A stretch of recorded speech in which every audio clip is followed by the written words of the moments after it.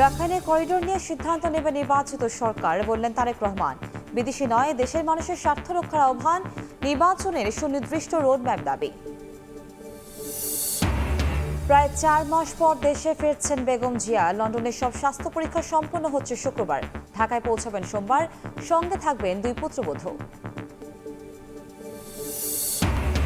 অপ্রয়োজনীয় ফোন কলের চাপে ব্যাহত 999 সেবা। 8 বছরে 6 কোটি কলের 57 অনর্থক।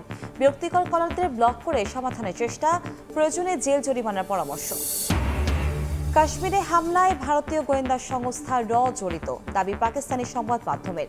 নয়াদিল্লির সামরিক দুঃশাসক শক্তভাবে মোকাবেলার ঘোষণা পাক সেনা প্রধানের।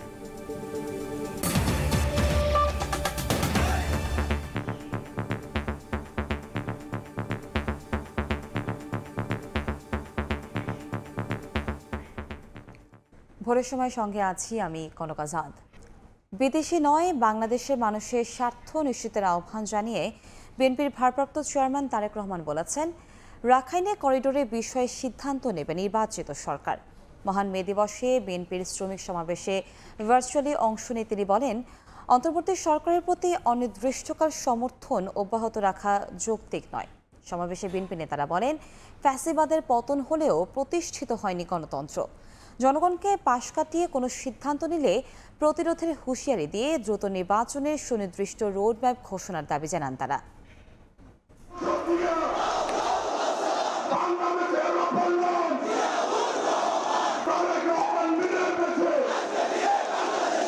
শ্রমিকের সমাবেশ, শ্রমজীবী মানুষের জমায়েত, কাঁধে কাঁধ মিলিয়ে এক কাতারে লাখো মজদুর, শ্রমঘণ্টা ও ন্যূনতম মজুরি সহ নানা দাবিতে এক হয়েছেন সবাই। মহান মে দিবসে রাজধানীর নয়াপল্টনে বিএনপি আয়োজন করে শ্রমিক সমাবেশের। যোগ দেন বিএনপির মহাসচিব মির্জা ফখরুল ইসলাম আলমগীর ও স্থায়ী কমিটির সদস্যরা। বিএনপি নেতারা শ্রমিকদের অধিকারের পাশাপাশি রাজনৈতিক বিষয়েও কথা বলেন। রাখাইনে মানবিক সহায়তা পাঠানোর জন্য করিডোর দেয়া হলে দেশের ক্ষতি হবে দাবি করে জনগণ ও রাজনীতিকদের পাশ কাটিয়ে কোনো সিদ্ধান্ত নিলে প্রতিরোধের হুঁশিয়ারি দেন তারা। দেশের জনগণকে পাশ কাটিয়ে, রাজনৈতিক দলগুলোকে পাশ কাটিয়ে কেউ যদি কোনো কিছু করতে চান, তার বিরুদ্ধে প্রতিরোধ হবে, এটা আপনারা মাথায় রাখবেন। মির্জা ফখরুল ইসলাম আলমগীর বলেন, ফ্যাসিবাদের পতন হলেও প্রতিষ্ঠিত হয়নি গণতন্ত্র। রাজনৈতিক দলগুলোকে উপেক্ষা করে সরকার যাতে কোনো চুক্তি না করে সেই ব্যাপারে সতর্ক করেন বিএনপি মহাসচিব। দয়া করে রাজনৈতিক দলগুলোকে ইগনোর করে, অবহেলা করে, জনগণকে অবহেলা করে এমন কোনো চুক্তি করবেন না যে চুক্তি বাংলাদেশের স্বার্থের বিরুদ্ধে যাবে। যুক্তরাজ্য থেকে ভার্চুয়ালি যুক্ত হয়ে দলের ভারপ্রাপ্ত চেয়ারম্যান তারেক রহমান বলেন, অন্তর্বর্তী সরকারের একটি অংশ নির্বাচন ও সংস্কারকে মুখোমুখি দাঁড় করিয়ে ফ্যাসিবাদ বিরোধী ঐক্যে বিভেদ তৈরি করছে। সুস্পষ্টভাবে নির্বাচনের রোডম্যাপ ঘোষণার দাবি জানান তিনি। গণতান্ত্রিকামী জনগণ মনে করে অন্তর্বর্তীকালীন সরকারের প্রতি অনির্দিষ্টকালের জন্য সমর্থন অব্যাহত রাখা যৌক্তিক নয়। সুনির্দিষ্টভাবে আগামী জাতীয় নির্বাচনের রূপরেখা ঘোষণা করুন। মানবিক করিডোর প্রসঙ্গে বিএনপির ভারপ্রাপ্ত চেয়ারম্যান সাফ জানিয়ে দেন, করিডোর দেয়া না দেওয়ার সিদ্ধান্ত আসতে হবে জনগণের প্রত্যক্ষ ভোটে নির্বাচিত সংসদ থেকে। আমাদের বক্তব্য স্পষ্ট, বিদেশিদের স্বার্থ রক্ষার স্বার্থে নয়। অন্তর্বর্তীকালীন সরকারকে সবার আগে দেশের জনগণের স্বার্থ নিশ্চিত করতে হবে। মিয়ানমার, ভারত, পাকিস্তান কিংবা অন্য কোনো দেশ নয়, সবার আগে বাংলাদেশ। এটি হতে হবে আমাদের একমাত্র লক্ষ্য। ন্যায্য দাবি আদায়ে শ্রমিকদের ঐক্যবদ্ধ হওয়ারও আহ্বান জানান বিএনপি নেতারা। আন্তর্জাতিক শ্রমিক দিবস উপলক্ষে লাখো শ্রমিকের জমায়েতে আজকের এই রাজধানীর নয়াপল্টনে বিএনপির কেন্দ্রীয় কার্যালয়ের সামনে। শুধু এই সমাবেশ থেকে তাদের বক্তব্য উঠে আসছে তাদের ন্যায্য দাবি পূরণের, এবং তারা বলছেন জনগণের ভোটে যদি বিএনপি ক্ষমতায় আসে তবে শ্রমিকদের কল্যাণে তারা কাজ করবেন এবং তাদের ন্যূনতম যে মজুরি সেটি তারা নিশ্চিত করবেন। এমনটাই বলছেন এখানে আসা শ্রমিকরা। আহমেদ সালেহীন, সময় সংবাদ, ঢাকা। প্রায় 4 মাস পর আগামী 5 মে দেশে ফিরছেন বিএনপি চেয়ারপারসন বেগম খালেদা জিয়া। 2 পুত্রবধূ সহ 4 মে লন্ডন থেকে রওনা দেবেন তিনি। এ তথ্য জানিয়েছেন বিএনপির চেয়ারপারসনের ব্যক্তিগত চিকিৎসক এবং দলটির স্থায়ী কমিটির সদস্য এবিএম জাহিদ হোসেন। বিএনপি চেয়ারপারসনের সঙ্গে তার বড় ছেলে তারেক রহমানের স্ত্রী জুবায়েদুর রহমান এবং ছোট ছেলে প্রয়াত আরাফাত রহমান কোকোর স্ত্রী সৈয়দা শর্মিলা রহমান সহ সলিমান রহমানও দেশে ফিরবেন। তাদের সঙ্গে থাকবেন জাহিদ হোসেন সহ আরও 6 জন। তিনি আরও জানান, বেগম জিয়ার স্বাস্থ্যের চূড়ান্ত পরীক্ষাগুলো হচ্ছে এবং শুক্রবারের মধ্যে এগুলো শেষ হয়ে যাবে। শারীরিক দিক থেকে বেগম জিয়া অনেক ভালো আছেন। এর আগে গত 7 জানুয়ারি উন্নত চিকিৎসার জন্য লন্ডনের উদ্দেশ্যে দেশ ছেড়ে যান বিএনপি চেয়ারপারসন বেগম খালেদা জিয়া। মালিক শ্রমিকদের সম্পর্ক উন্নয়নের তাগিদ দিয়ে জামায়াত আমির বলেছেন, ক্ষমতায় গেলে নারীদের জন্য নিরাপদ কর্মস্থল নিশ্চিত করবে দল। সেক্রেটারি জেনারেল বলেছেন, সব কারখানায় ইসলামী শ্রমনীতি চালু করলে শ্রমিকদের অধিকার ক্ষুণ্ণ হওয়া বন্ধ হবে।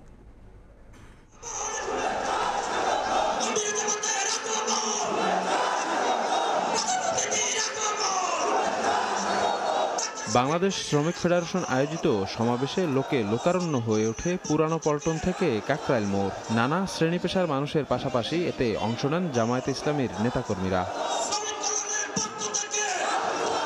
বৃহস্পতিবারের এ আয়োজনে যোগ দিয়ে জামায়াতের সেক্রেটারি জেনারেল অধ্যাপক মিয়া গোলাম পরোয়ার বলেন, কর্মক্ষেত্রে ইসলামী শ্রমনীতি চালু করলে শ্রমিকদের অধিকার রক্ষা পাবে। নতুন বাংলাদেশের লক্ষ্যে কলকারখানার উৎপাদনের চাকাকে সচল রেখে মালিক শ্রমিকের সম্প্রীতি বন্ধন অটুট রেখে আল্লাহর নবীর প্রণীত ইসলামী শ্রমনীতি কায়েম হবে।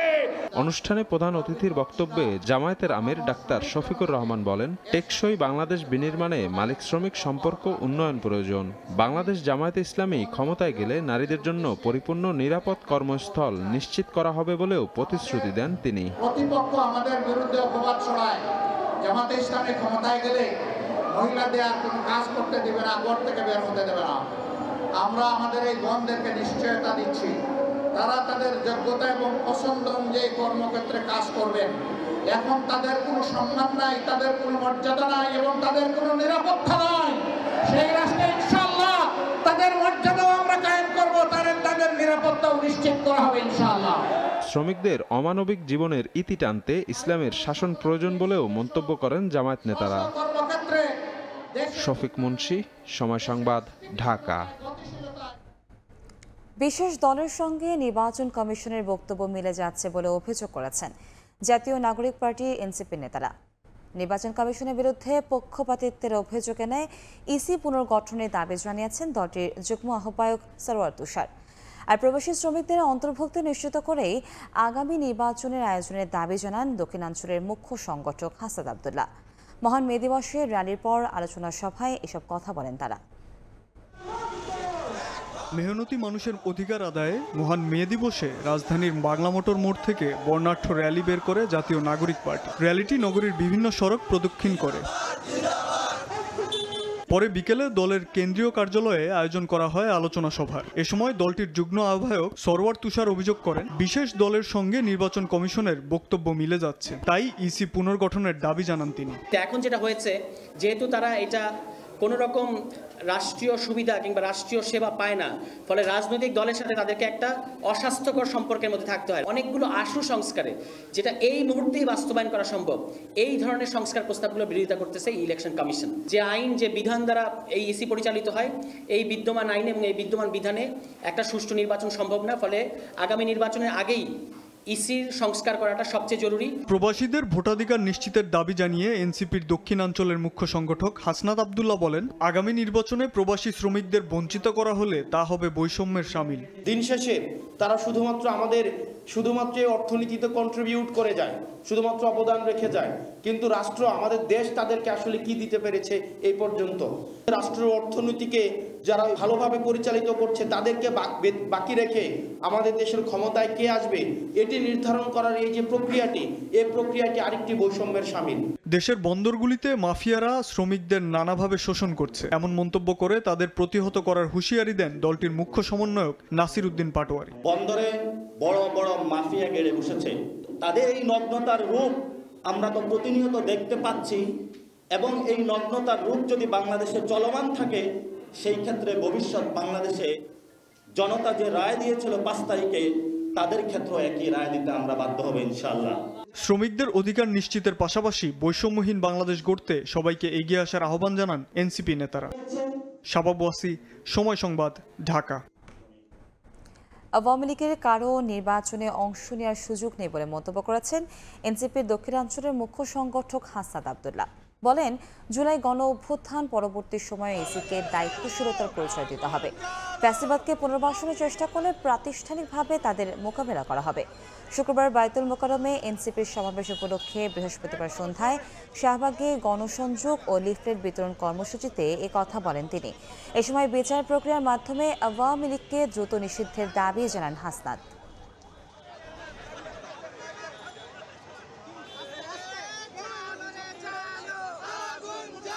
এই গণঅভ্যুত্থানের পরে কোনোভাবেই পলিটিক্যালি ফাংশন হওয়ার কোনো ধরনের রাইট নাই। আমরা চাই আওয়ামী লীগকে বিচার প্রক্রিয়ার মধ্য দিয়ে আওয়ামী লীগের চ্যাপ্টার ক্লোজ করতে হবে। ইলেকশন কমিশন আমরা আরো বেশি তাদের দায়িত্বশীল এবং প্রাতিষ্ঠানিক আচরণ করার জন্য আমরা আহ্বান জানাবো। যদি ফেসিবাদকে কোনোভাবেই ইনস্টিটিউশনালি, কোনোভাবে রাজনৈতিক পলিটিক্যালি, ইনস্টিটিউশনালি বা ইন্টালেকচুয়ালি কোনোভাবে আবার রিহ্যাবিলিটেট করার চেষ্টা করা হয়, আমরা সেটিকে অবশ্যই আমরা প্রাতিষ্ঠানিকভাবে আমরা প্রতিরোধ করব। নতুন বাংলাদেশ গড়তে হলে আগে শ্রমিকদের ভাগ্য বদলাতে হবে বলে মন্তব্য করেছেন প্রধান উপদেষ্টা ডক্টর মোহাম্মদ ইউনূস।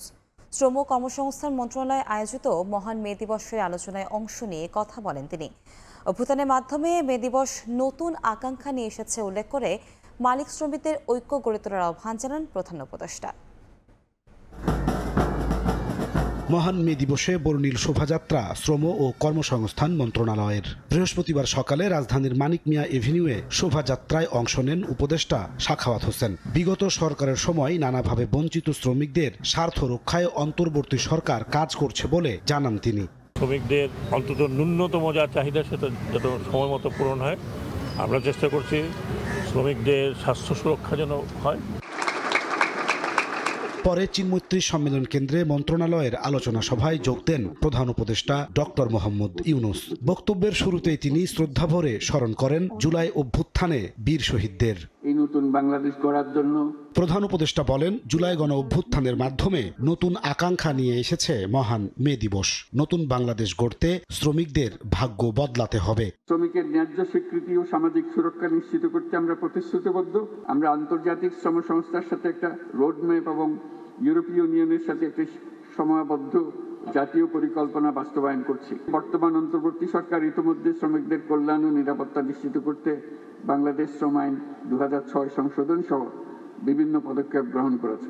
সব পক্ষের মতামত নিয়ে শ্রম সংস্কার কমিশনের সুপারিশমালা তৈরি করা হয়েছে জানিয়ে ডক্টর ইউনূস বলেন, কমিশনের সব সুপারিশ বাস্তবায়নে আগ্রহী সরকার। এ সময় তিনি মালিক শ্রমিক ঐক্য গড়ে তোলার আহ্বান জানান। আর কিছু কাগজ দলিল থাকার না থাক, এই কমিশনের যে রিপোর্ট আছে এটুকু যদি আমরা বাস্তবায়ন করতে পারি তাহলে নতুন বাংলাদেশের ভিত্তি রচনা হয়ে গেল। আমরা গৌরবান্বিত হয়ে বলতে পারবো আমরা সেই পথেই যাত্রা করেছি। শ্রমিকদের অধিকার নিয়ে একটি নাটিকা পরিবেশনের মধ্য দিয়ে শেষ হয় মে দিবসের আয়োজন। নাজমুস সালেহী, সময় সংবাদ, ঢাকা। প্রতিবার বর্ণিল আয়োজনে মহান মে দিবস পালন হলেও শ্রমিকের মুখ সেই মলিনই থেকে যায়। শোষণের মাপকাঠিতে চলে কর্মঘণ্টা। মে দিবসের সকাল থেকে শ্রমিকদের বিভিন্ন সংগঠন রাজধানীতে বর্ণাঢ্য র্যালি বের করে। স্লোগানে স্লোগানে শ্রম আইনের কঠোর বাস্তবায়ন চান তারা। আর ফেডারেশন নেতারা শ্রমিকদের দুর্দশা থেকে মুক্তির উপায় বের করতে ঐক্যবদ্ধ হওয়ার আহ্বান জানান। দিবস আসে দিবস যায়, থেকে যায় শ্রমিকের দুঃখ বঞ্চনা। মে দিবসের ধাক্কা বিশ্বের শ্রমিকদের সংহতি বাড়িয়েছে, প্রেরণা জুগিয়েছে শোষণের বিরুদ্ধে ঐক্যবদ্ধ হওয়ার। কিন্তু তাদের ন্যূনতম মজুরি, নিরাপদ কর্মক্ষেত্র, অধিকার যেমন এখন রয়েছে পিছিয়ে, তেমনি পিছিয়ে রয়েছে অনেক কাজের সামাজিক স্বীকৃতি। এমন বাস্তবতার মধ্যেই বৃহস্পতিবার সকাল থেকে মে দিবসকে ঘিরে রাজধানীর মতিঝিল, পল্টন সহ বিভিন্ন এলাকা থেকে নানা শ্রেণী পেশার শ্রমিকরা র্যালি নিয়ে জড়ো হন জাতীয় প্রেস ক্লাবের সামনে। ন্যূনতম মজুরি 30,000 টাকা করা, বয়স্ক শ্রমিকদের ভাতার আওতায় আনা সহ বিভিন্ন দাবি তুলে ধরেন তারা। ঈদের ছুটি নিয়ে বঞ্চিত হচ্ছি, 5 দিনের জায়গায় 3 দিন পাইতেছে, 3 দিনে হয় ঈদের ছুটি। এক দেশে দুই আইন তো আমরা মানি না, এক দেশে এক আইনে থাকতে হবে। সরকারি ছুটি 6 মাসে আমাদেরকে দিতে হবে। যার যার অবস্থা থেকে যারা সঠিক দায়িত্ব পালন করে, আমার মনে হয় অবশ্যই এই দেশে শ্রমিক মালিক ঐক্য করে আসলে একটি নতুন বাংলাদেশ গড়তে পারবো আমরা। কর্মক্ষেত্রে নারী পুরুষ বৈষম্য দূর করার দাবির সঙ্গে তাদের চাওয়া শ্রম আইনের কঠোর বাস্তবায়ন। মালিকদের বিরুদ্ধে কথা বলার স্বাধীনতা চান শ্রমিক ফেডারেশনের নেতারা।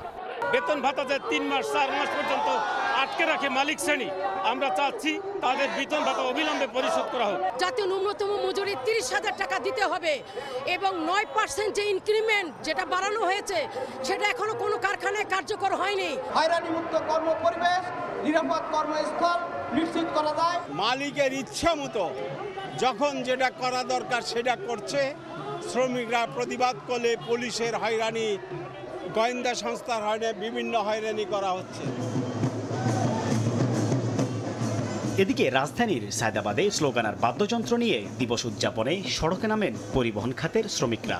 দাবি জানান প্রাতিষ্ঠানিক স্বীকৃতি দেয়ার। পার্মানেন্ট চাকরিবিধির আইনের আওতায় আমাদের একটা কার্ড তৈরি করে দেওয়া। প্রত্যেকটা ড্রাইভারদেরকে যেন, হেল্পারদেরকে যেন 8 ঘন্টার ডিউটিতে মাসিক বেতন ভাতা দেওয়ার সিদ্ধান্ত গ্রহণ করেন এবং অন্যান্যরা যে সুযোগ সুবিধা চাকরি ক্ষেত্রে পায়, আমাদের দীর্ঘদিনের দাবি সেভাবে যেন আমাদেরও ন্যায্য অধিকার, আমরা ন্যায্য অধিকার পাই। পরিবহন শ্রমিকদের অভিযোগ, মালিক পক্ষে চাপিয়ে দেয়া বাড়তি ট্রিপের কারণেই অনিচ্ছাকৃত দুর্ঘটনা ঘটছে। সাইফুল ইসলাম, সময় সংবাদ, ঢাকা। দুঃশাসন দীর্ঘ করতে শাপলা চত্বরে অভিযানের নামে আওয়ামী লীগ সরকার হত্যাযজ্ঞ চালিয়েছিল বলে মনে করেন হেফাজতে ইসলামের নেতারা। ঘটনার 1 যুগ পর বিচার দাবিতে সমাবেশ করছে সংগঠনটি। 5 দফা দাবিতে আগামীকাল রাজধানীর সোহরাওয়ার্দী উদ্যানের এই সমাবেশে লাখো মানুষের জমায়েতের প্রস্তুতি নিয়েছেন নেতারা। বিস্তারিত শফিক মুন্সির রিপোর্টে। শাপলা ট্র্যাজেডির পর তাদের মধ্যে একটা আত্মবিশ্বাস সৃষ্টি হয়েছিল, তাদের মধ্যে একটা অহংকারী ভাব আসছিল যে আলেমদের তো শেষ করে দিয়ে খতম করে দিয়েছি, এখন আমাদের প্রতিপক্ষ, আমাদের বিরুদ্ধে কেউ তো আর আসবে না। জনগণের নিকট হেয় প্রতিপন্ন করার জন্য তারা অপকৌশল হিসাবে আমাদেরকে মৌলবাদ তোকমা দিয়েছে। কথা কথা মৌলবাদ বলতো, জঙ্গিবাদ, নাশকতাকারী বলতো, জঙ্গি বলতো। শাপলা চত্বরের এই মর্মান্তিক রক্তপাতের এই ঘটনাটাকে আড়াল করার জন্য তৎকালীন ক্ষমতাসীন সরকার সব ধরনের আয়োজন এবং সব ধরনের উদ্যোগ তারা গ্রহণ করেছে। সরকার প্রধান নিজে প্রথমে তো এটাকে নিয়ে কটাক্ষ করেছে, জাতীয় সংসদে দাঁড়িয়ে নির্জলা মিথ্যাচার করেছেন। শাপলা চত্বরে ঘটা নিষ্ঠুরতার বিচার সহ 5 দফা দাবিতে এবার সোহরাওয়ার্দী উদ্যানে মহাসমাবেশের ডাক দিয়েছে হেফাজতে ইসলাম। শনিবারের এ কর্মসূচি সফল করতে নেওয়া হয়েছে সকল ধরনের প্রস্তুতি। 5টি দাবিকে সামনে রেখে আসলে মূলত 3রা মের এই মহাসমাবেশ হেফাজতে ইসলাম বেশ কয়েকদিন ধরেই আলোচনা করছিল যে এই বিষয়গুলি সমাধান হওয়া দরকার। আমরা আশা করি 4-5 লক্ষ লোকের, কমপক্ষে 4-5 লক্ষের মহাসমাবেশ হবে। মহাসমাবেশে লাখো মানুষের সমাগম হবে বলে জানান হেফাজত নেতারা। কেউ তো আর আসবে না। শফিক মুন্সি, সময় সংবাদ, ঢাকা। পুলিশ ও জনগণের দূরত্ব কমাতে বাহিনীকে রাজনৈতিক প্রভাব মুক্ত রাখার পরামর্শ দিয়েছেন বিশিষ্টজনেরা। আর সমসাময়িক প্রেক্ষাপটে পুলিশকে গণঅভ্যুত্থানের মামলা বাণিজ্য বন্ধে তাগিদ দেন নানা শ্রেণী পেশার মানুষ। রাজারবাগে পুলিশ সপ্তাহের সমাপনী দিনের আয়োজনে এসব দাবি তুলে ধরেন তারা। পরে পুলিশ প্রধান প্রতিশ্রুতি দেন, শক্তি নয় নৈতিকতা দিয়ে দায়িত্ব পালনে দৃঢ় প্রতিজ্ঞ থাকবে তার বাহিনী।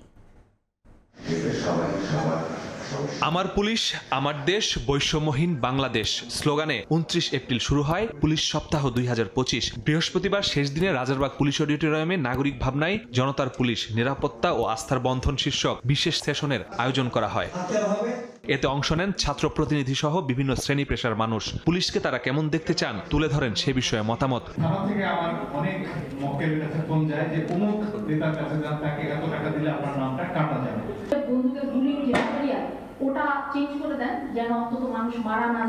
শিক্ষাবিদ সহ বিশিষ্টজনরা তাদের মতামত তুলে ধরেন, জানান রাষ্ট্র যখন নিপীড়নের রাষ্ট্রে পরিণত হয় তখন পুলিশকেও জনগণের বিপক্ষে ব্যবহার করা হয়। যে বস্তুকে আমরা রাষ্ট্র বলি তার একটা শাখা হচ্ছে এই বল প্রয়োগ, এবং পুলিশ যেহেতু এই বল প্রয়োগের কাজটাই করেন, সুতরাং তাদের স্বাভাবিকভাবে এই কাজটা খুব জনপ্রিয় নয়। পুলিশকে এইটুকু মনে রাখা দরকার, সামনে যাদের মিছিলের মধ্যে আছে তাদের কজটা একটু বুঝবার চেষ্টা করা দরকার।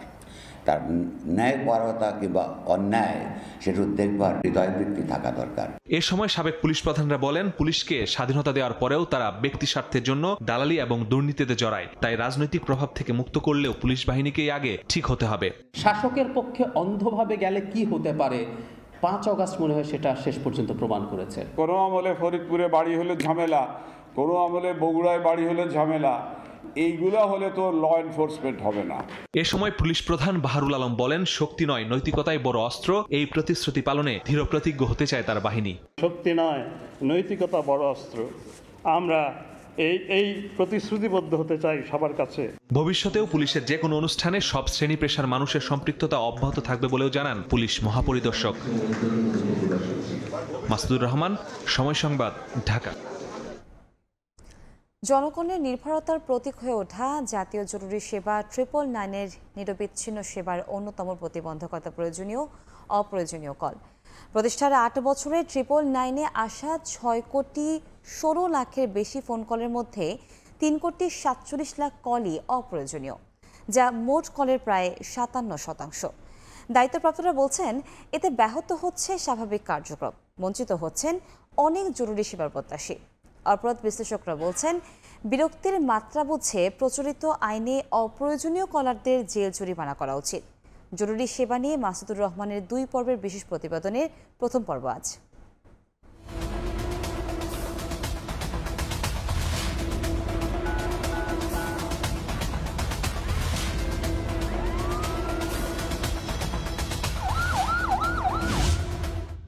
রাজধানীর মোহাম্মদপুরের সলিমুল্লাহ রোডের বাসিন্দা মুক্তিযোদ্ধা জাফরুল ইসলাম।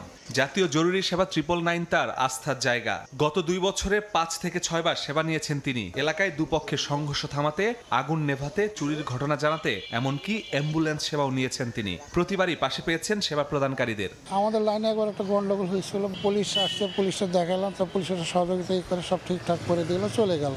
ভবিষ্যতে যে আর একটু করা যায়, আমাদের সঙ্গে সহযোগিতা করা যায়, 999 আমার মনে হয় যে আরো ভালোই হবে। জাফরুল ইসলামের মতো প্রতিদিন 999-এ 24,000 ফোন আসে দেশের বিভিন্ন প্রান্ত থেকে। 8 বছরে এ সেবা মানুষের আস্থা অর্জন করতে পেরেছে বলে জানিয়েছে নগরবাসী। তবে পুলিশি সেবা দ্রুত না পাওয়ার অভিযোগ করে মান আরো বাড়ানোর পরামর্শ দিয়েছেন কেউ। খুব বেশি আমাদেরকে অপেক্ষা করতে হচ্ছে না, যে কোনো সময় কল দিয়ে আমরা সাথে সাথে একটা ফিডব্যাক পাচ্ছি। অনেকে হয়তো ভালো রেজাল্ট পেতে পারে, কিন্তু আমার ক্ষেত্রে ব্যাপারটা আসলে একটু ভিন্ন রকম হয়েছে।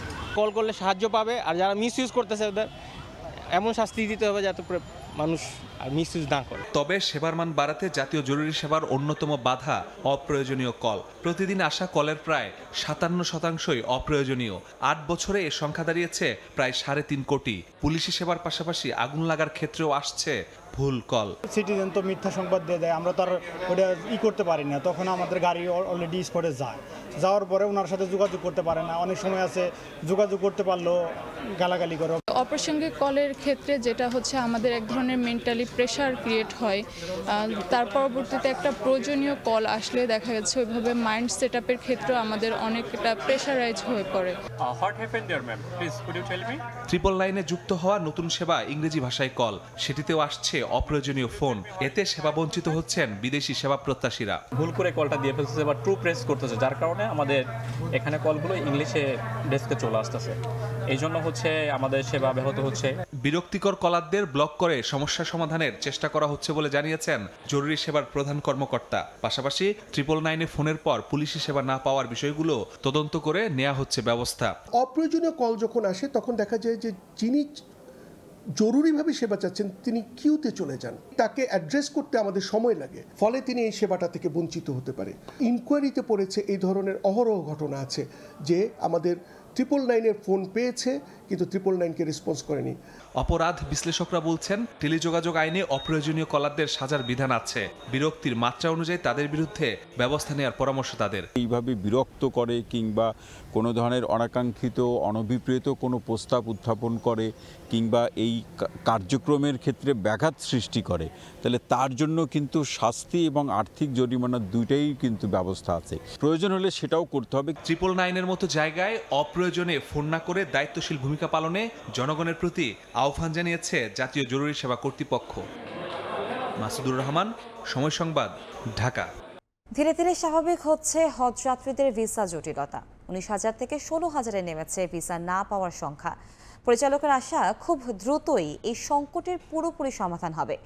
এদিকে হজ যাত্রায় তৃতীয় দিনে 10টি ফ্লাইটে 4,000-এর বেশি যাত্রী সৌদি আরব যাচ্ছেন। তোহা খান তামিমের রিপোর্ট। পবিত্র হজ পালনে কিছুক্ষণ পরই রওনা হবেন সৌদি আরবের উদ্দেশ্যে, তাই নিজেকে ঝালাই করে নিচ্ছেন রাজধানীর আশকোনা হজ ক্যাম্পে। বাধ্যবাধকতা না থাকলেও দেশ থেকে যাত্রার আগেই সেলাইবিহীন সাদা কাপড়ের ইহরাম বেঁধেছেন অনেকে। আশকোনা হজ ক্যাম্পের পরিবেশ ব্যবস্থাপনা নিয়ে সন্তুষ্টি প্রকাশের পাশাপাশি দীর্ঘদিনের স্বপ্ন পূরণে মহান আল্লাহর শুকরিয়া জ্ঞাপন করেন যাত্রীরা। একটা স্বপ্ন ছিল যে কবে যাব হজে, সেই স্বপ্নটা আল্লাহ পূরণ করেছে। শুকরিয়া, আল্লাহর কাছে লাখ লাখ শুকরিয়া। আল্লাহর ঘরে যাচ্ছি, এর চেয়ে বড় আর কি আছে। আর ব্যবস্থাপনাও ভালো। যেখানে মুসলমান আছে এবং আমরা সবাই খুব কষ্টের মধ্যে আছি, আমি সবার জন্য দোয়া চাইব। এদিকে ধীরে ধীরে স্বাভাবিক হচ্ছে সৌদি আরবের ভিসা অফিসের হালনাগাদের কারণে সৃষ্ট জটিলতা।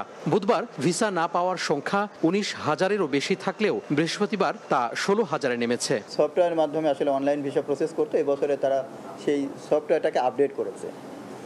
আপডেট করার কারণে তাদের সিঙ্ক্রোনাইজেশনে কিছুটা সময় লাগছে। এই কারণে আসলে কিছু কিছু ভিসা ওই নির্ধারিত সময়ের মধ্যে আসেনি, খুব কম সংখ্যক কয়েকটি ভিসা আসেনি।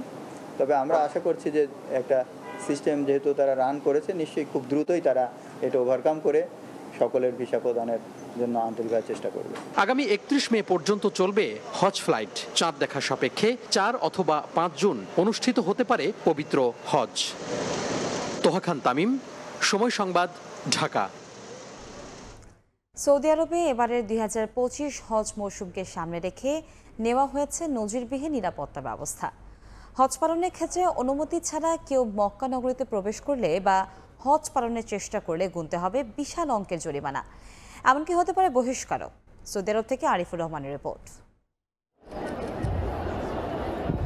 2025 সালের হজ মৌসুমে পবিত্র মক্কা নগরীতে অননুমোদিত প্রবেশ ও হজ পালনের চেষ্টার বিরুদ্ধে অন্যান্যবারের চেয়ে সবচেয়ে বেশি কঠোর অবস্থানে সৌদি আরব। 1 জিলকদ অর্থাৎ 29 এপ্রিল থেকে 14 জিলহজ অর্থাৎ 10 জুন পর্যন্ত কার্যকর থাকবে নতুন বিধিনিষেধ। অনুমতিপত্র ছাড়া কেউ হজ পালনের চেষ্টা করলে সর্বোচ্চ 20,000 সৌদি রিয়াল জরিমানা গুনতে হবে। শুধু তাই নয়, যারা এই ধরনের কাজকে সহায়তা করবেন, যেমন ভিজিট ভিসা দিয়ে কাউকে পাঠানো, আশ্রয় বা পরিবহন সেবা দেবে, তাদেরকেও করা হবে 1 লাখ সৌদি রিয়াল জরিমানা। সৌদি নিরাপত্তা বিভাগ জানিয়েছে একাধিক ব্যক্তিকে সহায়তাকারীর জন্য জরিমানার পরিমাণ অনুপাতে বাড়ানো হবে। এমনকি ব্যবহার করা যানবাহন যদি অভিযুক্ত ব্যক্তির মালিকানাধীন হয় তাহলে সেটি জব্দ করা হবে। আরও কঠিন পদক্ষেপ নেওয়া হয়েছে বিদেশি বাসিন্দাদের ক্ষেত্রে। অনুমতিপত্র ছাড়া হজ করতে গিয়ে ধরা পড়লে নিজ দেশে ফেরত পাঠানোর পাশাপাশি 10 বছরের জন্য সৌদি আরব প্রবেশে দেওয়া হবে নিষেধাজ্ঞা। চলতি বছর হজের জন্য সৌদি নাগরিক এবং বৈধ মুসলিম প্রবাসীদের নিবন্ধন প্রক্রিয়া শুরু হয় ফেব্রুয়ারিতে। অনুমোদন ছাড়া কেউ হজ পালনের চেষ্টা করলে সেটিকে সরাসরি আইন লঙ্ঘন হিসেবে বিবেচনার কথা জানিয়েছে সৌদি সরকার। আরিফুর রহমান, সময় সংবাদ, সৌদি আরব। মুন্সিগঞ্জের মিরকাতি মাছের আড়তে পদ্মার ইলিশ বেচাকেনার ধুম পড়েছে। খালবিলের তাজা মাছের চাহিদা অনেক। এই মুহূর্তে সেখানে আছেন রিপোর্টার নাসিরউদ্দিন উজ্জ্বল। আমরা সরাসরি যাচ্ছি তার কাছে। উজ্জ্বল, দেশের 6 জেলার 5টি অভয়াশ্রমে 2 মাস ধরে যে মাছ ধরা পুরোপুরি নিষিদ্ধ ছিল, সেটি কিন্তু এই গেলকাল থেকে শুরু হয়েছে, কিন্তু তার প্রভাব কিন্তু বাজারে এখনো দেখা যাচ্ছে না। ইলিশ মাছ কিন্তু 2800 টাকা কেজি দরে বিক্রি হচ্ছে এবং তারা বলছেন যে হয়তো 2-1 দিনের মধ্যে এই প্রভাব বাজারে আসবে এবং অন্যান্য মাছের ক্ষেত্রে কিন্তু এই প্রভাবের কারণে তারা বলছেন মাছের সরবরাহ কম, সে কারণে চড়া দরে বিক্রি হচ্ছে। এবং এখানে কিন্তু ইলিশ ছাড়াও যে নদীর পাঙ্গাস সেগুলো কিন্তু বিক্রি হচ্ছে 1000 টাকা কেজি পর্যন্ত, চাষের পাঙ্গাস বিক্রি হচ্ছে 200 টাকা কেজিতে, এবং নদীর রুই বিক্রি হচ্ছে 800 টাকায়, এবং চাষের কাতল বিক্রি হচ্ছে 500 টাকা পর্যন্ত, নদীর কাতল 1000 টাকা পর্যন্ত, আর চাষের কার্পু মাছ যেটি সেটি 180 থেকে 200 টাকা, চাষের গলদা চিংড়ি 1200 থেকে 1500 টাকা কেজিতে, এরকম যে এখানকার যে চাষের কই আছে সেটা কিন্তু 180 থেকে 200 টাকা, চাষের শিং 250 থেকে 300 টাকা কেজিতে, এবং মাগুর বিক্রি হচ্ছে কিন্তু 350 থেকে 400 টাকায়। তো এখানে কিন্তু এই যে ইলিশ মাছ দেখছে, এই ইলিশ মাছ ছাড়া অন্যান্য যেসব মাছ রয়েছে এর মধ্যে আপনারা দেখছেন যে শিং মাছ, সেগুলোতে কিন্তু কাপড়ের রং মেশানোর অভিযোগ রয়েছে, সেটি মানবদেহের জন্য ক্ষতিকারক। এছাড়া যে এখানে চিংড়ি মাছ রয়েছে, সেই চিংড়ি মাছের মধ্যে কিন্তু জেলি মিশ্রণের অভিযোগ রয়েছে। সেই ব্যাপারে কিন্তু যে এখানকার দায়িত্বশীল যারা রয়েছেন তারা কিন্তু যথাযথ তদারকি করছে না বলে ভোক্তাদের অভিযোগ। এবং এই যে মাছের যে চড়া দর, সেটির পেছনেও কিন্তু এই সিন্ডিকেটে কারসাজির অভিযোগ রয়েছে। এবং এখানকার যে বিভিন্ন ধরনের মাছ রয়েছে, যে খালের তাজা মাছ ছাড়াও কিন্তু খাল বিলের প্রচুর বিভিন্ন ধরনের মিঠা পানির মাছ এখানে উঠেছে, আপনারা দেখছেন। এর বাইরে কিন্তু সামুদ্রিক হিমায়িত মাছও প্রচুর আছে। এবং শতাব্দী প্রাচীন যে হাট, এই হাটটি কিন্তু মুন্সিগঞ্জ অঞ্চল ছাড়াও নারায়ণগঞ্জ এবং আশপাশের এলাকার এই যারা পাইকার রয়েছেন তারা কিন্তু এখানে মাছ কেনাবেচার জন্য আসেন, এবং দেশের অন্তত 15টি জেলা থেকে কিন্তু এখানে মাছ আসে, এবং প্রতিদিন যে 2 থেকে 3 ঘন্টা এখানে প্রায় কোটি টাকার মাছ বিক্রি হয়, এবং পাইকারি দরে এখান থেকে মাছ কিনে নিয়ে কিন্তু সেগুলো এই আশপাশের বাজারগুলোতে খুচরায় বিক্রি করেন। এবং এই যে খোলা আকাশের নিচে যে হাটটি রয়েছে সেটি ধলেশ্বরীর একেবারে কোল ঘেঁষে রয়েছে। তবে এই যে এখানকার যে নাব্য সংকট, সেই সংকটের কারণে কিন্তু লঞ্চগুলো ভিড়তে পারছে না, এবং লঞ্চ না ভেড়ার কারণে যেই সমস্যাগুলো হচ্ছে, তারা বলছেন যে দূর থেকে মুন্সিগঞ্জ ঘাট থেকে কিন্তু তারা লঞ্চেতে ট্রলারে মাছ নামান, বা মাছ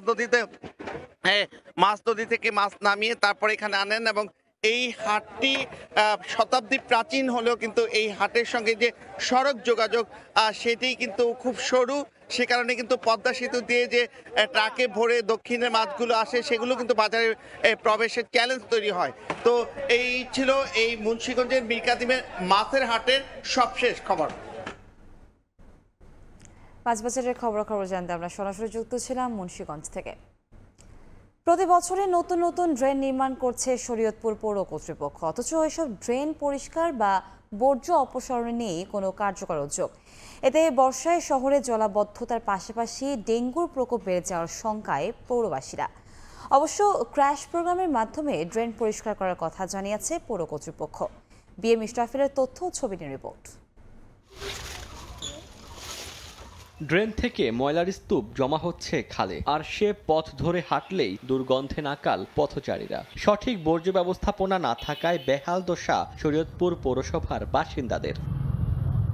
তুলাসার, নিরালা, শান্তিনগর সহ বেশ কয়েকটি এলাকার বাসিন্দাদের ভোগান্তির আরেক কারণ ময়লার ড্রেন। 2023-24 অর্থ বছরে শরীয়তপুর পৌরসভায় নতুন সড়কের পাশাপাশি নতুন ড্রেন নির্মাণ হয় অন্তত 4 কিলোমিটার। পুরনো 10 কিলোমিটারের সঙ্গে নতুন 4 কিলোমিটার যুক্ত হয়। তবে এর মধ্যে 7 কিলোমিটার ড্রেন ভেঙে চুরে ব্যবহারের অনুপযোগী হয়ে পড়েছে। এতে পৌরসভার আবর্জনা আটকে যাচ্ছে ড্রেনে। একে তো পচা গন্ধ, তার উপর মশামাছির উপদ্রবে অতিষ্ঠ পৌরবাসী। মশামাছির উৎপাত বেড়েছে, এতে কিন্তু আগামীতে ডেঙ্গুর সংখ্যা বাড়বে বলে আমি মনে করি। যেই পরিমাণে ময়লা আবর্জনা এবং পলিথিন ফেলা রাখছে, সেই ক্ষেত্রে ড্রেনেজ ব্যবস্থা যেভাবে পানি নিষ্কাশন করার কথা বা যেভাবে পানি যাওয়ার কথা সেভাবে যাইতে পারতেছে না। আমরা বাচ্চা কাচ্চা নিয়ে এখান থেকে আসা যাওয়া করি, এই গন্ধটা আসে, সবার জন্যই ক্ষতিকর। এটা নিয়ে অনেক আবেদন করতেছি, কিন্তু আমাদের এই একটা কালভার্টও হচ্ছে না, এবং কি ড্রেনটাও পরিষ্কার, খালটাও পরিষ্কার করতেছে না। পৌরবাসীর ভোগান্তি দূর করতে বর্ষা মৌসুমের আগেই ক্র্যাশ প্রোগ্রামের মাধ্যমে সব ড্রেন পরিষ্কার করার কথা জানালো পৌর কর্তৃপক্ষ। ক্র্যাশ প্রোগ্রামের মাধ্যমে প্রশাসক মহোদয় নির্দেশ দিয়েছেন, একটা ক্র্যাশ প্রোগ্রামের মাধ্যমে যে ড্রেনগুলো আছে সব ড্রেনগুলো আমরা পরিষ্কার করে যাতে বৃষ্টির পানি সচলভাবে চলতে পারে সেই ব্যবস্থা নেওয়া হবে শরীয়তপুর পৌরসভা থেকে। 24.75 বর্গ কিলোমিটার শরীয়তপুর পৌরসভায় প্রায় 1 লাখ মানুষের বসবাস। সময় সংবাদ, শরীয়তপুর। দীর্ঘদিন সংস্কার না করায় চলাচলের অনুপযোগী হয়ে পড়েছে কিশোরগঞ্জ করিমগঞ্জ সড়ক। শহরের একরামপুর থেকে সতাল পর্যন্ত 1.5 কিলোমিটার সড়ক জল কাদায় একাকার। প্রায়ই ঘটছে ছোট বড় দুর্ঘটনা। পৌরসভার ড্রেনেজ ব্যবস্থা ভেঙে পড়ায় সমস্যার সমাধান করা যাচ্ছে না জানিয়েছে সড়ক ও জনপথ বিভাগ। নূর মোহাম্মদের তথ্য ও ছবি নিয়ে রিপোর্ট। রাস্তার মাঝখানে বড় বড় গর্ত, হাঁটু পরিমাণ পানি জমে আছে সড়ক জুড়ে। রাস্তার দুই পাশের ড্রেন উপচে ময়লা পানি জমেছে সড়কের মাঝখানে। এমন পরিস্থিতিতে ব্যস্ততম এই সড়কে ঝুঁকি নিয়ে চলাচল করতে হচ্ছে। কিশোরগঞ্জ থেকে করিমগঞ্জ উপজেলার চামড়াঘাট পর্যন্ত 20 কিলোমিটার সড়কের বেশিরভাগই চলাচলের অযোগ্য। বিশেষ করে শহরের একরামপুর থেকে সতাল পর্যন্ত প্রায় 1.5 কিলোমিটার সড়কে যানবাহন তো দূরের কথা, পায়ে হেঁটে চলারও উপায় নেই। চামড়া বন্দর হয়ে জেলা সদরের সঙ্গে হাওড়বাসীর যোগাযোগের একমাত্র সড়কের বেহাল দশায় বিপাকে স্থানীয়রা। কষ্টের সীমানা এটা বাসায় প্রকাশ করা যাবে না। 1-2 বছর যাবত চলার একদম অনুপযোগী হয়ে গেছে। অনেক কোমলমতি স্কুল পড়ুয়া শিক্ষার্থী তারা যাইতে পারে না, তারা হাঁটে গেলেও জুতাগুলা কাদাতে একেবারে বইরা যায়। সরকারের কাছে আমাদের দাবি যে অতি দ্রুত রাস্তাটা মেরামত করা দরকার, না হলে জনদুর্ভোগ আরো বেশি বেড়ে যাবে। সড়ক ও জনপথ বিভাগ জানায় কিশোরগঞ্জ করিমগঞ্জ চামড়া বন্দর সড়কটি মহাসড়কে উন্নীতকরণের কাজ চলছে, কিন্তু প্রকল্পের দীর্ঘসূত্রিতায় মানুষকে চরম দুর্ভোগ পোহাতে হচ্ছে। পৌরসভার ড্রেনেজ ব্যবস্থা অকেজু হয়ে পড়ায় একরামপুর সতাল অংশের পানি নিষ্কাশন করা সম্ভব হচ্ছে না। পানির আউটলেট গিয়েছে, সেটা বিভিন্ন জায়গায় বন্ধ হয়ে গিয়েছে। আমরা এই বিষয়ে পৌরসভার সহযোগিতা চেয়েছি। আমরা নিজেরাও কাজ করছি যেন পানিটা বের করে দেওয়া যায়। 2019 সালের 30 অক্টোবর 731 কোটি 31 লাখ টাকা ব্যয়ে 8 কিলোমিটার বাইপাস সড়ক নির্মাণ সহ কিশোরগঞ্জ করিমগঞ্জ চামড়া বন্দর জেলা মহাসড়ক উন্নীতকরণ প্রকল্পের কাজ শুরু হয়, কিন্তু নির্ধারিত সময়ে নির্মাণ কাজ শেষ না হওয়ায় মেয়াদ বাড়ানো হয় দ্বিতীয় দফায়। সময় সংবাদ, কিশোরগঞ্জ। মাদারীপুরে অনুমোদন ছাড়াই বহুতল ভবন নির্মাণের হিড়িক পড়েছে। ভবন তৈরিতে আইনের তোয়াক্কা করছেন না মালিকরা। বাণিজ্যিক ভবনে নেই নিরাপত্তা ব্যবস্থাও। জলাশয় ভরাট করে বানানো হয়েছে আবাসিক ভবন। পৌর এলাকায় গড়ে ওঠা অর্ধেকের বেশি এমন ভবন বাড়ছে ঝুঁকি। জনবল সংকটের দোহাই দিয়ে দায় এড়ানোর চেষ্টা পৌর কর্তৃপক্ষের। আর চোখের সামনেই অনুমোদনবিহীন ভবন তৈরি হলেও খোঁড়া যুক্তিতে আটকে আছে ফায়ার সার্ভিস। বিস্তারিত জানাচ্ছেন সঞ্জয় কর্মকার অভিজিৎ, আর ছবি চলেছেন শাহাদাত আকন। মাদারীপুর শহরের পুরান বাজার প্রধান সড়কের পাশেই গড়ে উঠেছে আব্দুর রাজ্জাক সুপার মার্কেট নামে 5তলা ভবন। অভিযোগ আছে অনুমতি ছাড়াই বাণিজ্যিক এই ভবনটি নির্মাণ করা হয়েছে। এখানে সারি সারি দোকান ও ব্যাংক বিমার অফিস থাকলেও নেই নিরাপত্তার ব্যবস্থা। আর অনুমতি না নিয়েই যুব মহিলা লীগ নেত্রী ফারজানা নাজনীন জলাশয় ভরাট করে নির্মাণ করেছেন অত্যাধুনিক বিলাসবহুল বাড়ি। যদিও এ ব্যাপারে ক্যামেরার সামনে কথা বলতে রাজি নন ভবন মালিকরা। স্থানীয় সরকার বিভাগের অবকাঠামো আইন না মেনেই মুচিবাড়ির মোড় এলাকায় একইভাবে গড়ে উঠেছে গোলাম নবীর মালিকানাধীন 5তলা ভবন। আবেদন করলেও অনুমতি মেলেনি বলে দাবি ভবন মালিকের।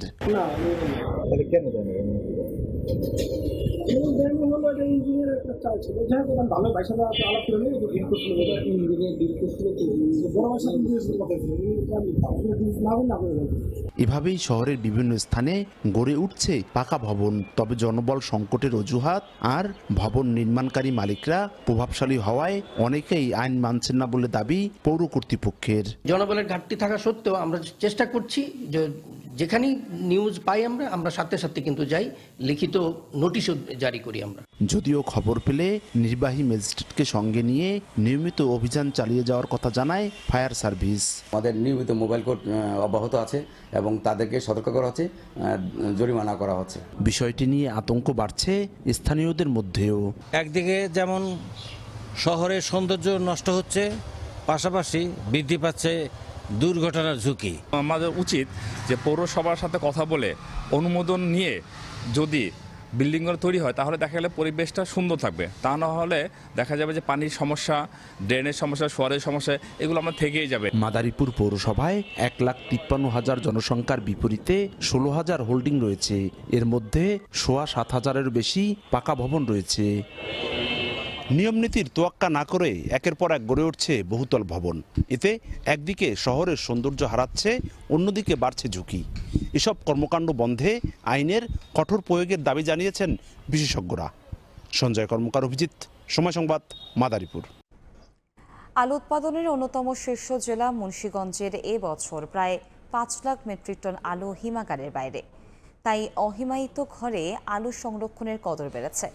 জেলায় 25 থেকে 30 মেট্রিক টন করে ধারণ ক্ষমতার 21টি মডেল সরকারিভাবে তৈরি করা হয়েছে। তবে এই সংখ্যা প্রয়োজনের তুলনায় অপ্রতুল। নাসরুদ্দিন উজ্জ্বলের রিপোর্ট, ছবি তুলেছেন আবু সাইদ। খোলা আকাশের নিচে জমিতে এখনো আলুর স্তূপ।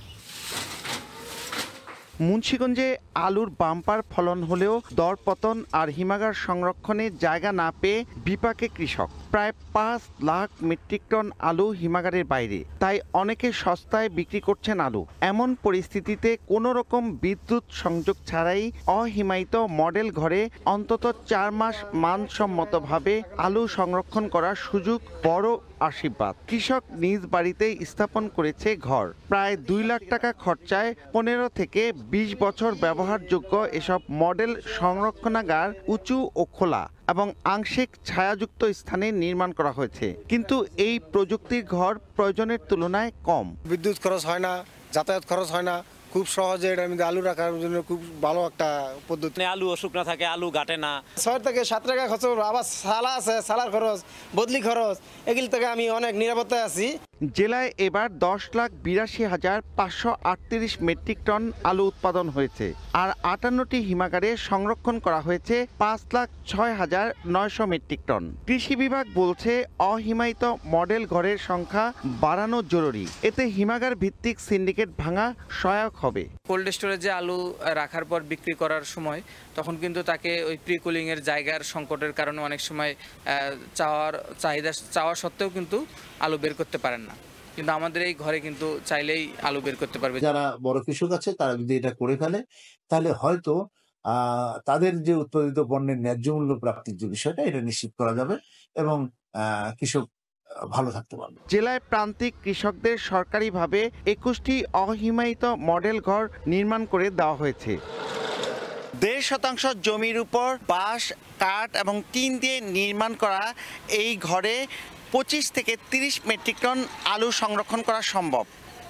মুন্সিগঞ্জের কাটাখালী থেকে নাসিরউদ্দিন উজ্জ্বল, সময় সংবাদ। আমেরিকা জাপানের আম চাষ হচ্ছে ফরিদপুরে।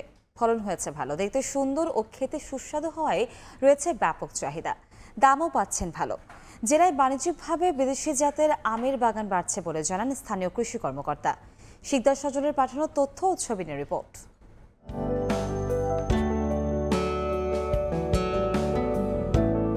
থোকায় থোকায় ঝুলছে বাহারি রঙের আম, দেখতে সুন্দর ও খেতে সুস্বাদু হওয়ায় চাহিদাও রয়েছে বেশ। বাগানে রয়েছে আমেরিকান পালমাল, জাপানি মিয়াজাকি বা সূর্য ডিম, থাই চিয়াংমাই, ব্রুনাই কিং সহ বিভিন্ন দেশের 14 জাতের আম। এছাড়াও বাগানে রয়েছে দেশীয় 7 জাতের আম। আম চাষের জন্য ফরিদপুরের আবহাওয়া উপযোগী নয়, এই ধারণা মিথ্যে প্রমাণ করে বিদেশি জাতের আম বাগান করে সফল হয়েছেন ফরিদপুরের তরুণ উদ্যোক্তা মফিজুর রহমান মাফি। আমাদের ফরিদপুরে সবচেয়ে ভালো যে আমগুলো হয় এবং কোয়ালিটি সম্পন্ন সেই আমগুলো এখন আমার বাগান 21 জাতের আম প্রজাতির আম দেওয়া মিশ। এখন আমাদের দেশে আছে 7টা জাত আর 14টাই আছে আপনাদের বিদেশি আম। বাগান পরিচর্যায় কাজ করে পারিশ্রমিক পাচ্ছেন শ্রমিকরা। বিদেশি জাতের আম দেখতে বাগানে ভিড় করছেন দর্শনার্থীরা। আমি স্প্রে করি, গাছে কাটিং করি, এই বাগানে কাজ করে আমাদের সংসার চলে। কাটিং করি, সিঁড়ি দিন হিসেবে কাজ করি। আমগুলো দেখে ভালো লাগে, অনেক অনেক মানুষ আসে। ফলন ভালো হওয়ায় বাণিজ্যিকভাবে বিদেশি জাতের আমের বাগান বাড়ছে বলে জানান স্থানীয় কৃষি কর্মকর্তা। এই জাতগুলোর পিছনে আকর্ষণ বাড়ার কারণ হচ্ছে জাতগুলো দেখতে অনেক সুন্দর এবং ফলনও অনেক ভালো। যদি এরকম বাগান বাড়তে থাকে, ফরিদপুর সদর উপজেলায় এক সময় বাণিজ্যিকভাবে বিদেশি আমগুলোর অনেক চাষ বেড়ে যাবে। জেলায় 2030 হেক্টর জমিতে আম বাগান রয়েছে। সময় সংবাদ, ফরিদপুর। ভোরের সময় এই ছিল আমার কাছে। পরবর্তী সংবাদগুলো জানাতে সঙ্গে থাকবেন গোলাম রাব্বি। কনক, আপনাকে ধন্যবাদ। মুক্তিযুদ্ধের মাধ্যমে দেশ স্বাধীন হলেও রাষ্ট্র গঠন হয়নি বলে মন্তব্য করেছেন চিন্তক ফরহাদ মোজাহার। বৃহস্পতিবার বিকেলে রংপুর শিল্পকলা একাডেমিতে গণঅভ্যুত্থান, রাষ্ট্র গঠন ও আমাদের দায় শীর্ষক আলোচনা সভায় এ মন্তব্য করেছেন তিনি।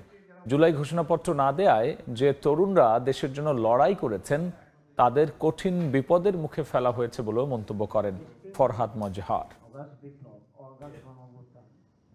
অন্তর্বর্তী সরকারের প্রতি সমর্থন থাকলেও যা ইচ্ছা তাই করলে মেনে নেওয়া হবে না বলে হুঁশিয়ারি দিয়েছেন গণ অধিকার পরিষদের সভাপতি নুরুল হক নূর।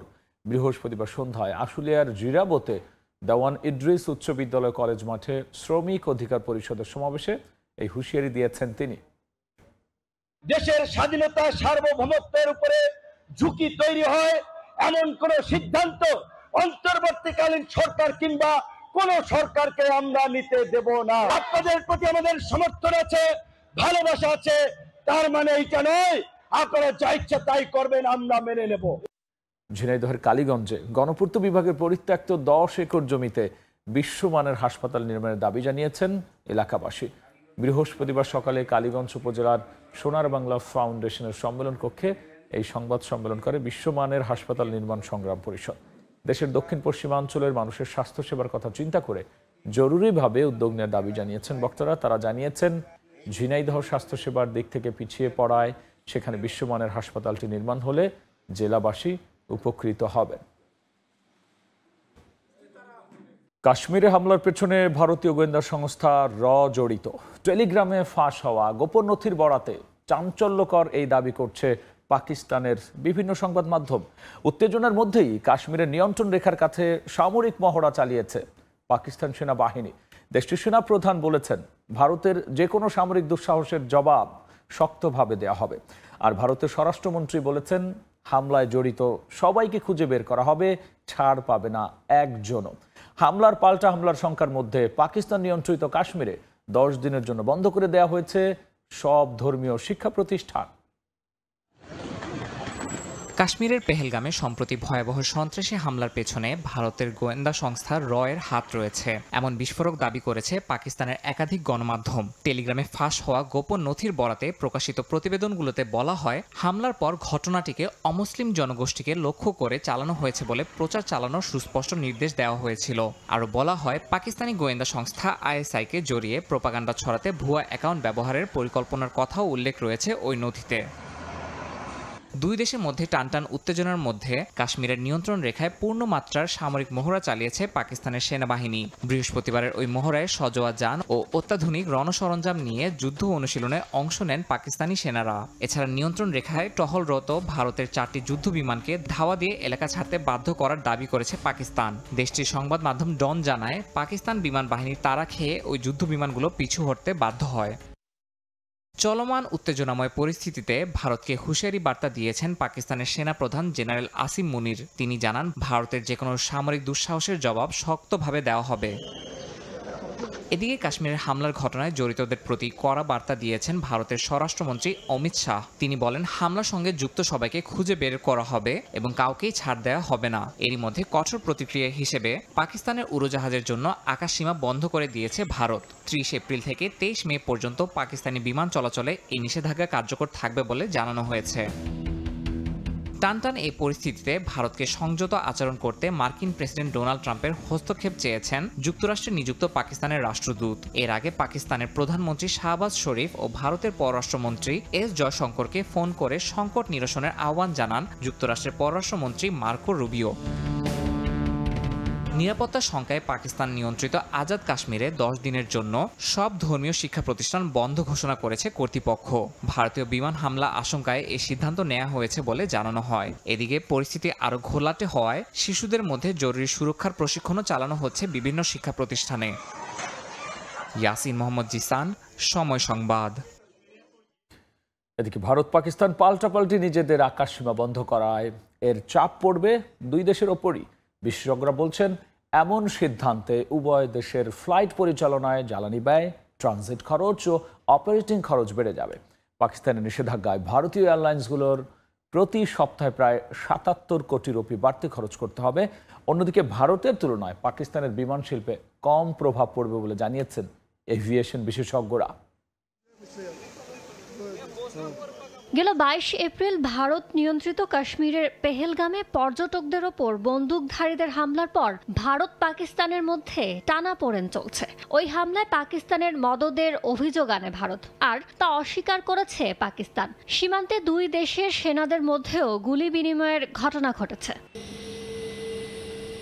পাল্টাপাল্টি বিভিন্ন পদক্ষেপের মধ্যেই ভারতের বিমান পরিবহন সংস্থাগুলোর জন্য আকাশসীমা বন্ধ করে দেয় পাকিস্তান। এই পদক্ষেপের এক সপ্তাহের মাথায় পাকিস্তানের উড়োজাহাজগুলোর জন্য একই নিষেধাজ্ঞা দিয়েছে ভারত। বুধবার ভারত সরকারের এক নোটিশে বলা হয়েছে 30 এপ্রিল থেকে 23 মে পর্যন্ত পাকিস্তানি উড়োজাহাজের জন্য এই নিষেধাজ্ঞা কার্যকর থাকবে। পাকিস্তান ভারতের পাল্টাপাল্টি আকাশসীমা বন্ধে কার কি ক্ষতি হতে পারে, এমন প্রশ্ন ঘুরপাক খাচ্ছে সাধারণ মানুষের মাঝে। এভিয়েশন বিশেষজ্ঞরা বলছেন, পাকিস্তান আকাশসীমা বন্ধ করে দেওয়ার কারণে শত শত ভারতীয় ফ্লাইট চলাচল বিঘ্নিত হচ্ছে।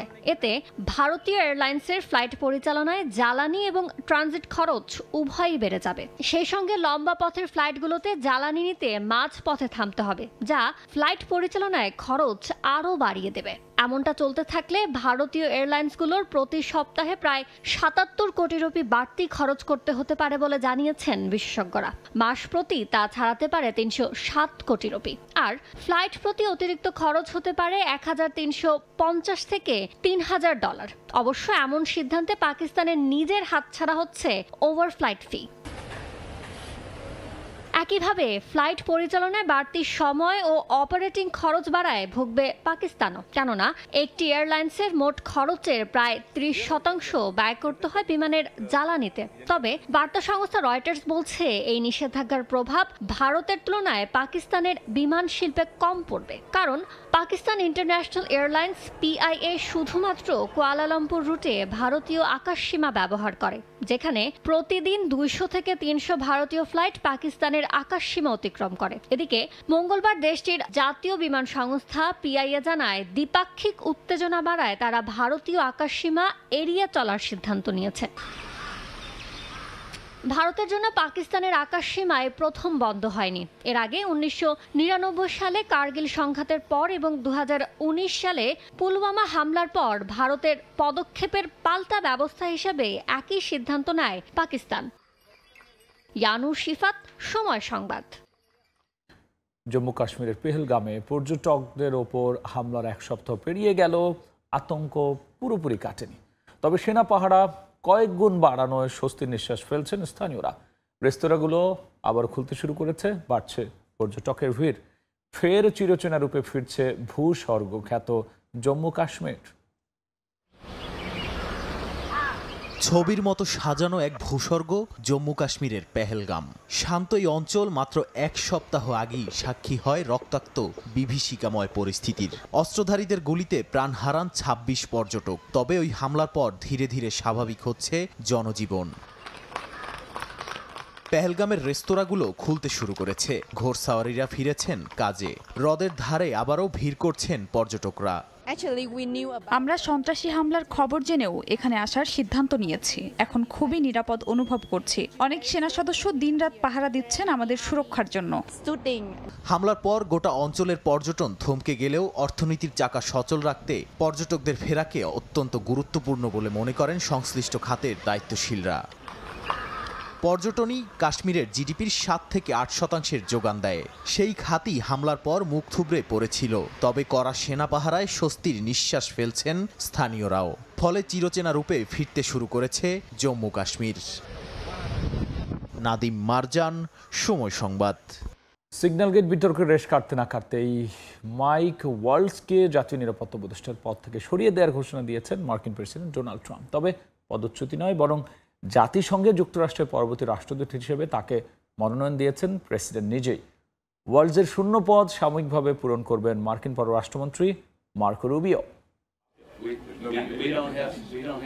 মাইক ওয়ালস এখন আর যুক্তরাষ্ট্রের জাতীয় নিরাপত্তা উপদেষ্টা পদে নেই। ট্রুথ সোশ্যালে পোস্ট দিয়ে এই ঘোষণা দিয়েছেন প্রেসিডেন্ট ডোনাল্ড ট্রাম্প।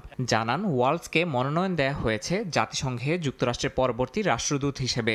যুদ্ধের ময়দান থেকে কংগ্রেস এবং হোয়াইট হাউস সব জায়গায় দেশের স্বার্থকে অগ্রাধিকার দিয়েছেন মাইক। তেমনভাবে তিনি আন্তর্জাতিক পরিসরেও নেতৃত্ব দেবেন বলে আশা প্রকাশ করেন মার্কিন প্রেসিডেন্ট।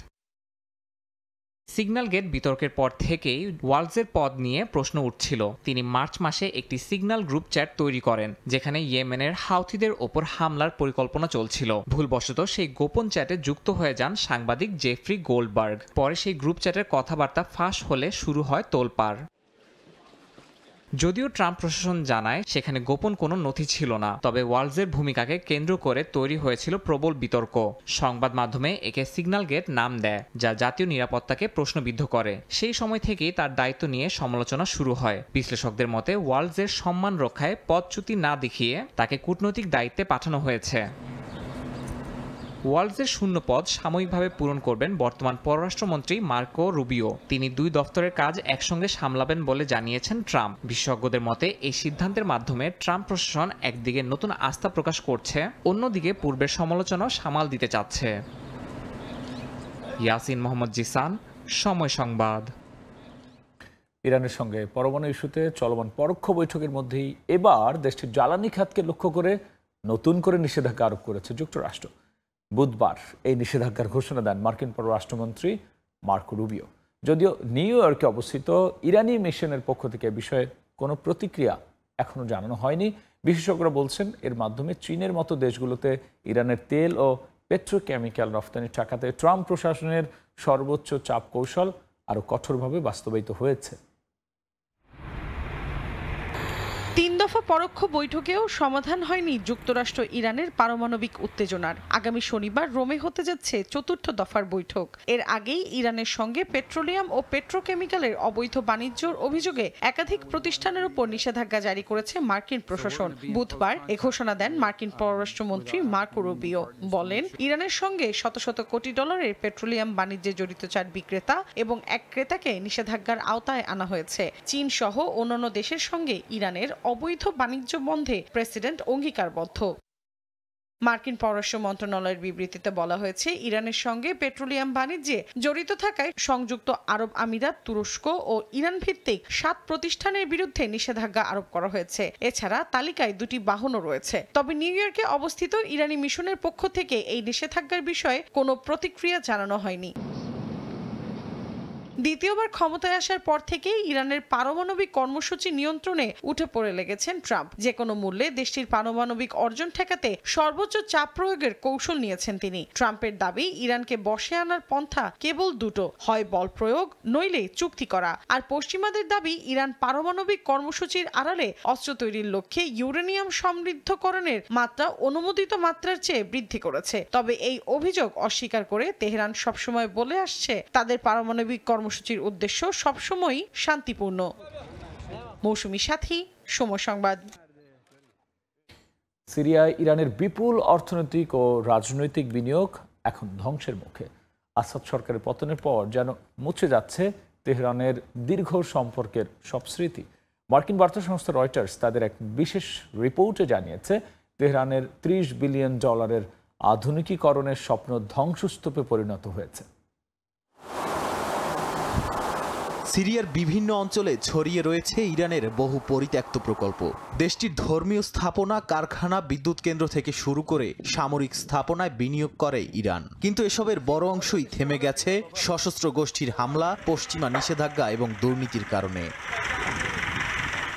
অভ্যুত্থানের পর সিরিয়ায় ইরানের বিনিয়োগ কমে যাওয়া নিয়ে একটি বিশেষ প্রতিবেদন প্রকাশ করেছে মার্কিন বার্তা সংস্থা রয়টার্স। এতে বলা হয়, ইরানের মার্শাল প্ল্যান ছিল সিরিয়ায় $400 বিলিয়ন পুনর্গঠন প্রকল্পে বড় অংশীদার হওয়া। রয়টার্সের উদ্ধার করা ফাইলে বেরিয়ে আসে অন্তত 40টি প্রকল্পের হিসাব, যেখানে দেখা যায় সিরিয়ার কাছে ইরানি প্রতিষ্ঠানগুলোর পাওনা $178 মিলিয়ন বেশি। কিন্তু সাবেক ইরানি আইন প্রণেতারা বলছেন, আসাদ সরকারের মোট ঋণ ছাড়িয়েছে $30 বিলিয়ন।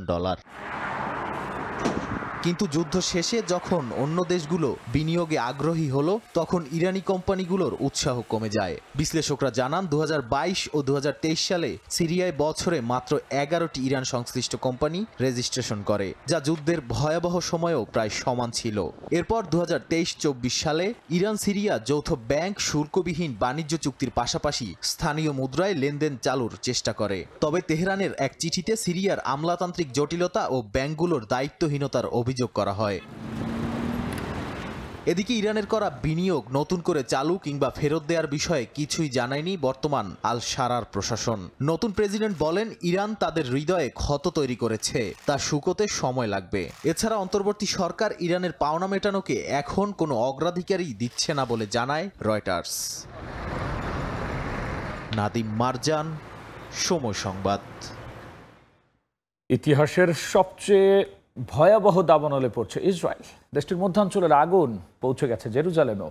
আগ্রাসী দাবানল লোকালয়ে ছড়িয়ে পড়ার শঙ্কায় অন্তত 10টি এলাকা থেকে বাসিন্দাদের নিরাপদ স্থানে সরিয়ে নেওয়া হয়েছে। আর এই অবস্থায় আন্তর্জাতিক সহায়তা চেয়েছে তেল আবিব। এদিকে অগ্নিসংযোগকারী সন্দেহে 18 জনকে গ্রেফতার করা হয়েছে বলে জানিয়েছে প্রধানমন্ত্রী বেনিয়ামিন নেতানিয়াহু। দীর্ঘদিন ধরে অবরুদ্ধ গাজা উপত্যকায় হামলা চালানো ইসরায়েলের মাইলের পর মাইল এলাকা পড়ছে আগ্রাসী দাবানলে। বুধবার জেরুজালেমের পাহাড়ি সূত্রপাত হওয়া আগুন জ্বলছে দ্বিতীয় দিনের মতো। এখনো যেসব জায়গায় আগুন জ্বলছে সেগুলো নেভাতে 100টির বেশি দল কাজ করছে বলে জানিয়েছে টাইমস অফ ইসরায়েল। আগুনে জেরুজালেমের কয়েক হাজার একর জায়গা পুড়েছে।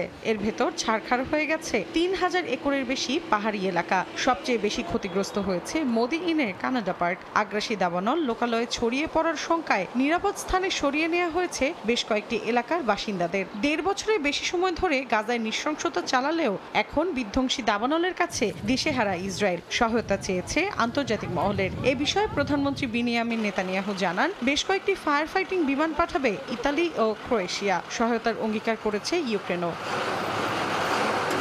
এদিকে জেরুজালেমের বিভিন্ন বনাঞ্চলে আগুন দেওয়ার অভিযোগে 18 জনকে গ্রেফতার করা হয়েছে বলে জানিয়েছেন নেতানিয়াহু। তবে হিব্রু ভাষার গণমাধ্যমগুলোকে পুলিশ সূত্র জানায়, এখন পর্যন্ত মাত্র 3 জনকে গ্রেফতার করা হয়েছে এবং তারা মূল দাবানলের ঘটনার সঙ্গে জড়িত নয়। তবে তাদের বিরুদ্ধে বিভিন্ন জায়গায় আগুন দেওয়ার চেষ্টার অভিযোগ রয়েছে।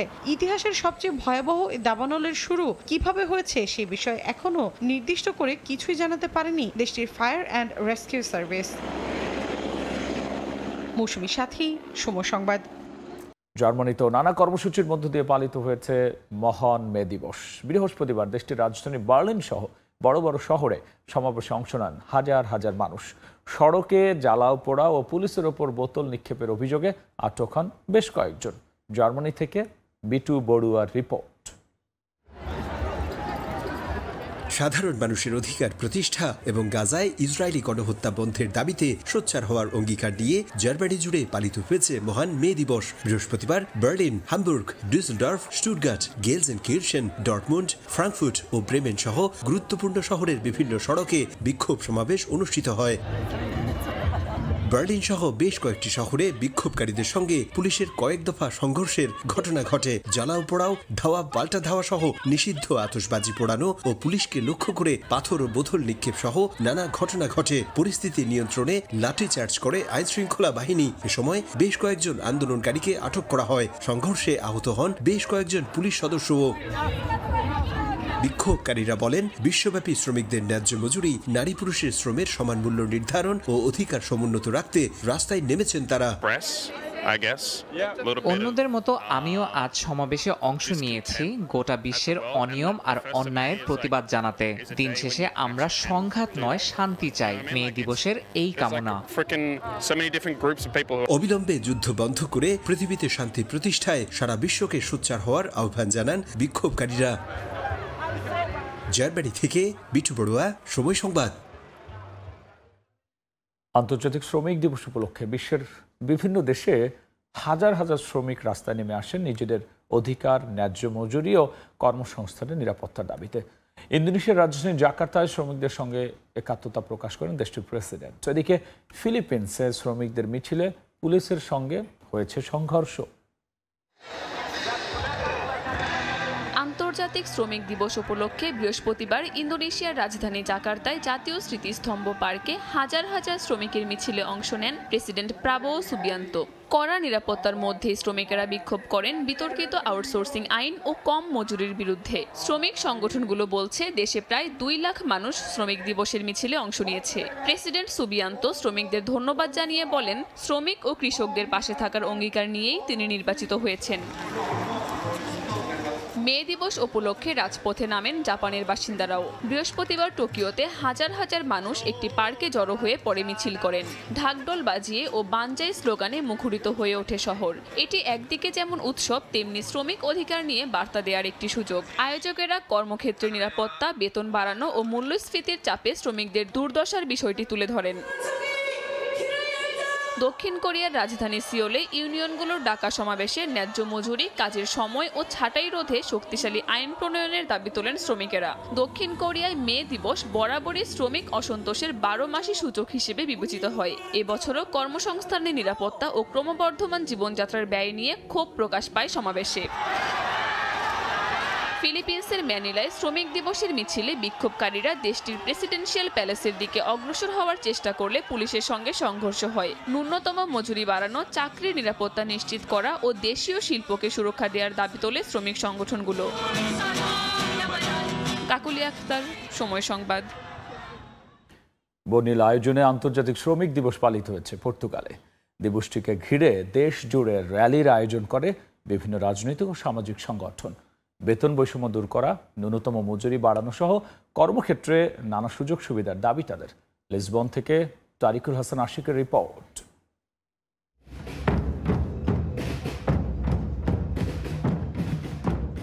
নানা বাদ্যযন্ত্রের তালে তালে বিশ্বের শ্রমজীবী মানুষের মর্যাদার বিশেষ দিনটি পালনে পর্তুগালের রাজধানী লিসবনের রাস্তায় নেমে আসে লাখো মানুষ। শ্রমজীবী মানুষদের সংগঠন সিজিটিপির উদ্যোগে আয়োজিত র্যালিতে অংশ নেন তারা। নানা দাবি সম্বলিত ব্যানার ও প্লেকার্ডের পাশাপাশি স্লোগানে স্লোগানে মুখর হয়ে ওঠে শহরের গুরুত্বপূর্ণ সড়ক এভিনিদা আলমিরান্তে রেইস। ন্যূনতম মজুরি বৃদ্ধি, সামাজিক নিরাপত্তায় বরাদ্দ বাড়ানো সহ সবার জন্য স্বাস্থ্যসেবা ও পেনশন নিশ্চিতের দাবি জানান র্যালিতে অংশগ্রহণকারীরা। নির্বাচনকে সামনে রেখে নানা প্রতিশ্রুতি নিয়ে র্যালিতে অংশ নেয় বিভিন্ন রাজনৈতিক দলও। বেতন বৈষম্য রোধ সহ সবার বৈধতা নিশ্চিতের দাবি নিয়ে হাজির হয় অভিবাসীদের সংগঠন সলিডারিটি ইমিগ্রান্ট।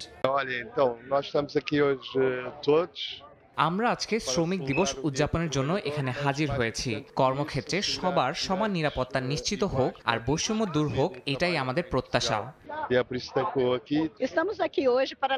এখানে অনেক অভিবাসীরা কর্মক্ষেত্রে মর্যাদাবিহীন।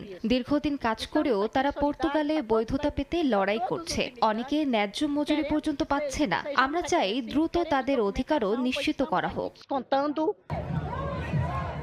শ্রমিক দিবসকে ঘিরে লিসবনের এই র্যালিকে ইউরোপের অন্যতম বড় র্যালি বলে দাবি আয়োজকদের। উন্নত বিশ্বের সাজানো গোছানো শ্রমনীতি, শ্রম আইনের মধ্যেও এখনো শোষণ, বৈষম্যের শিকার অসংখ্য শ্রমজীবী মানুষ। তাই শুধু একটি বিশেষ দিন নয়, প্রতিটি শ্রমিকের অধিকার আদায়ের আগ পর্যন্ত প্রত্যেককেই সতর্ক ও ঐক্যবদ্ধ থাকার আহ্বান এই র্যালিতে অংশ নেওয়া শ্রমজীবীদের। তারিকুল হাসান আশিক, সময় সংবাদ, লিসবন, পর্তুগাল। এদিকে ইতালির রোমে বিশাল কনসার্টের মধ্য দিয়ে পালিত হয়েছে মহান মে দিবস।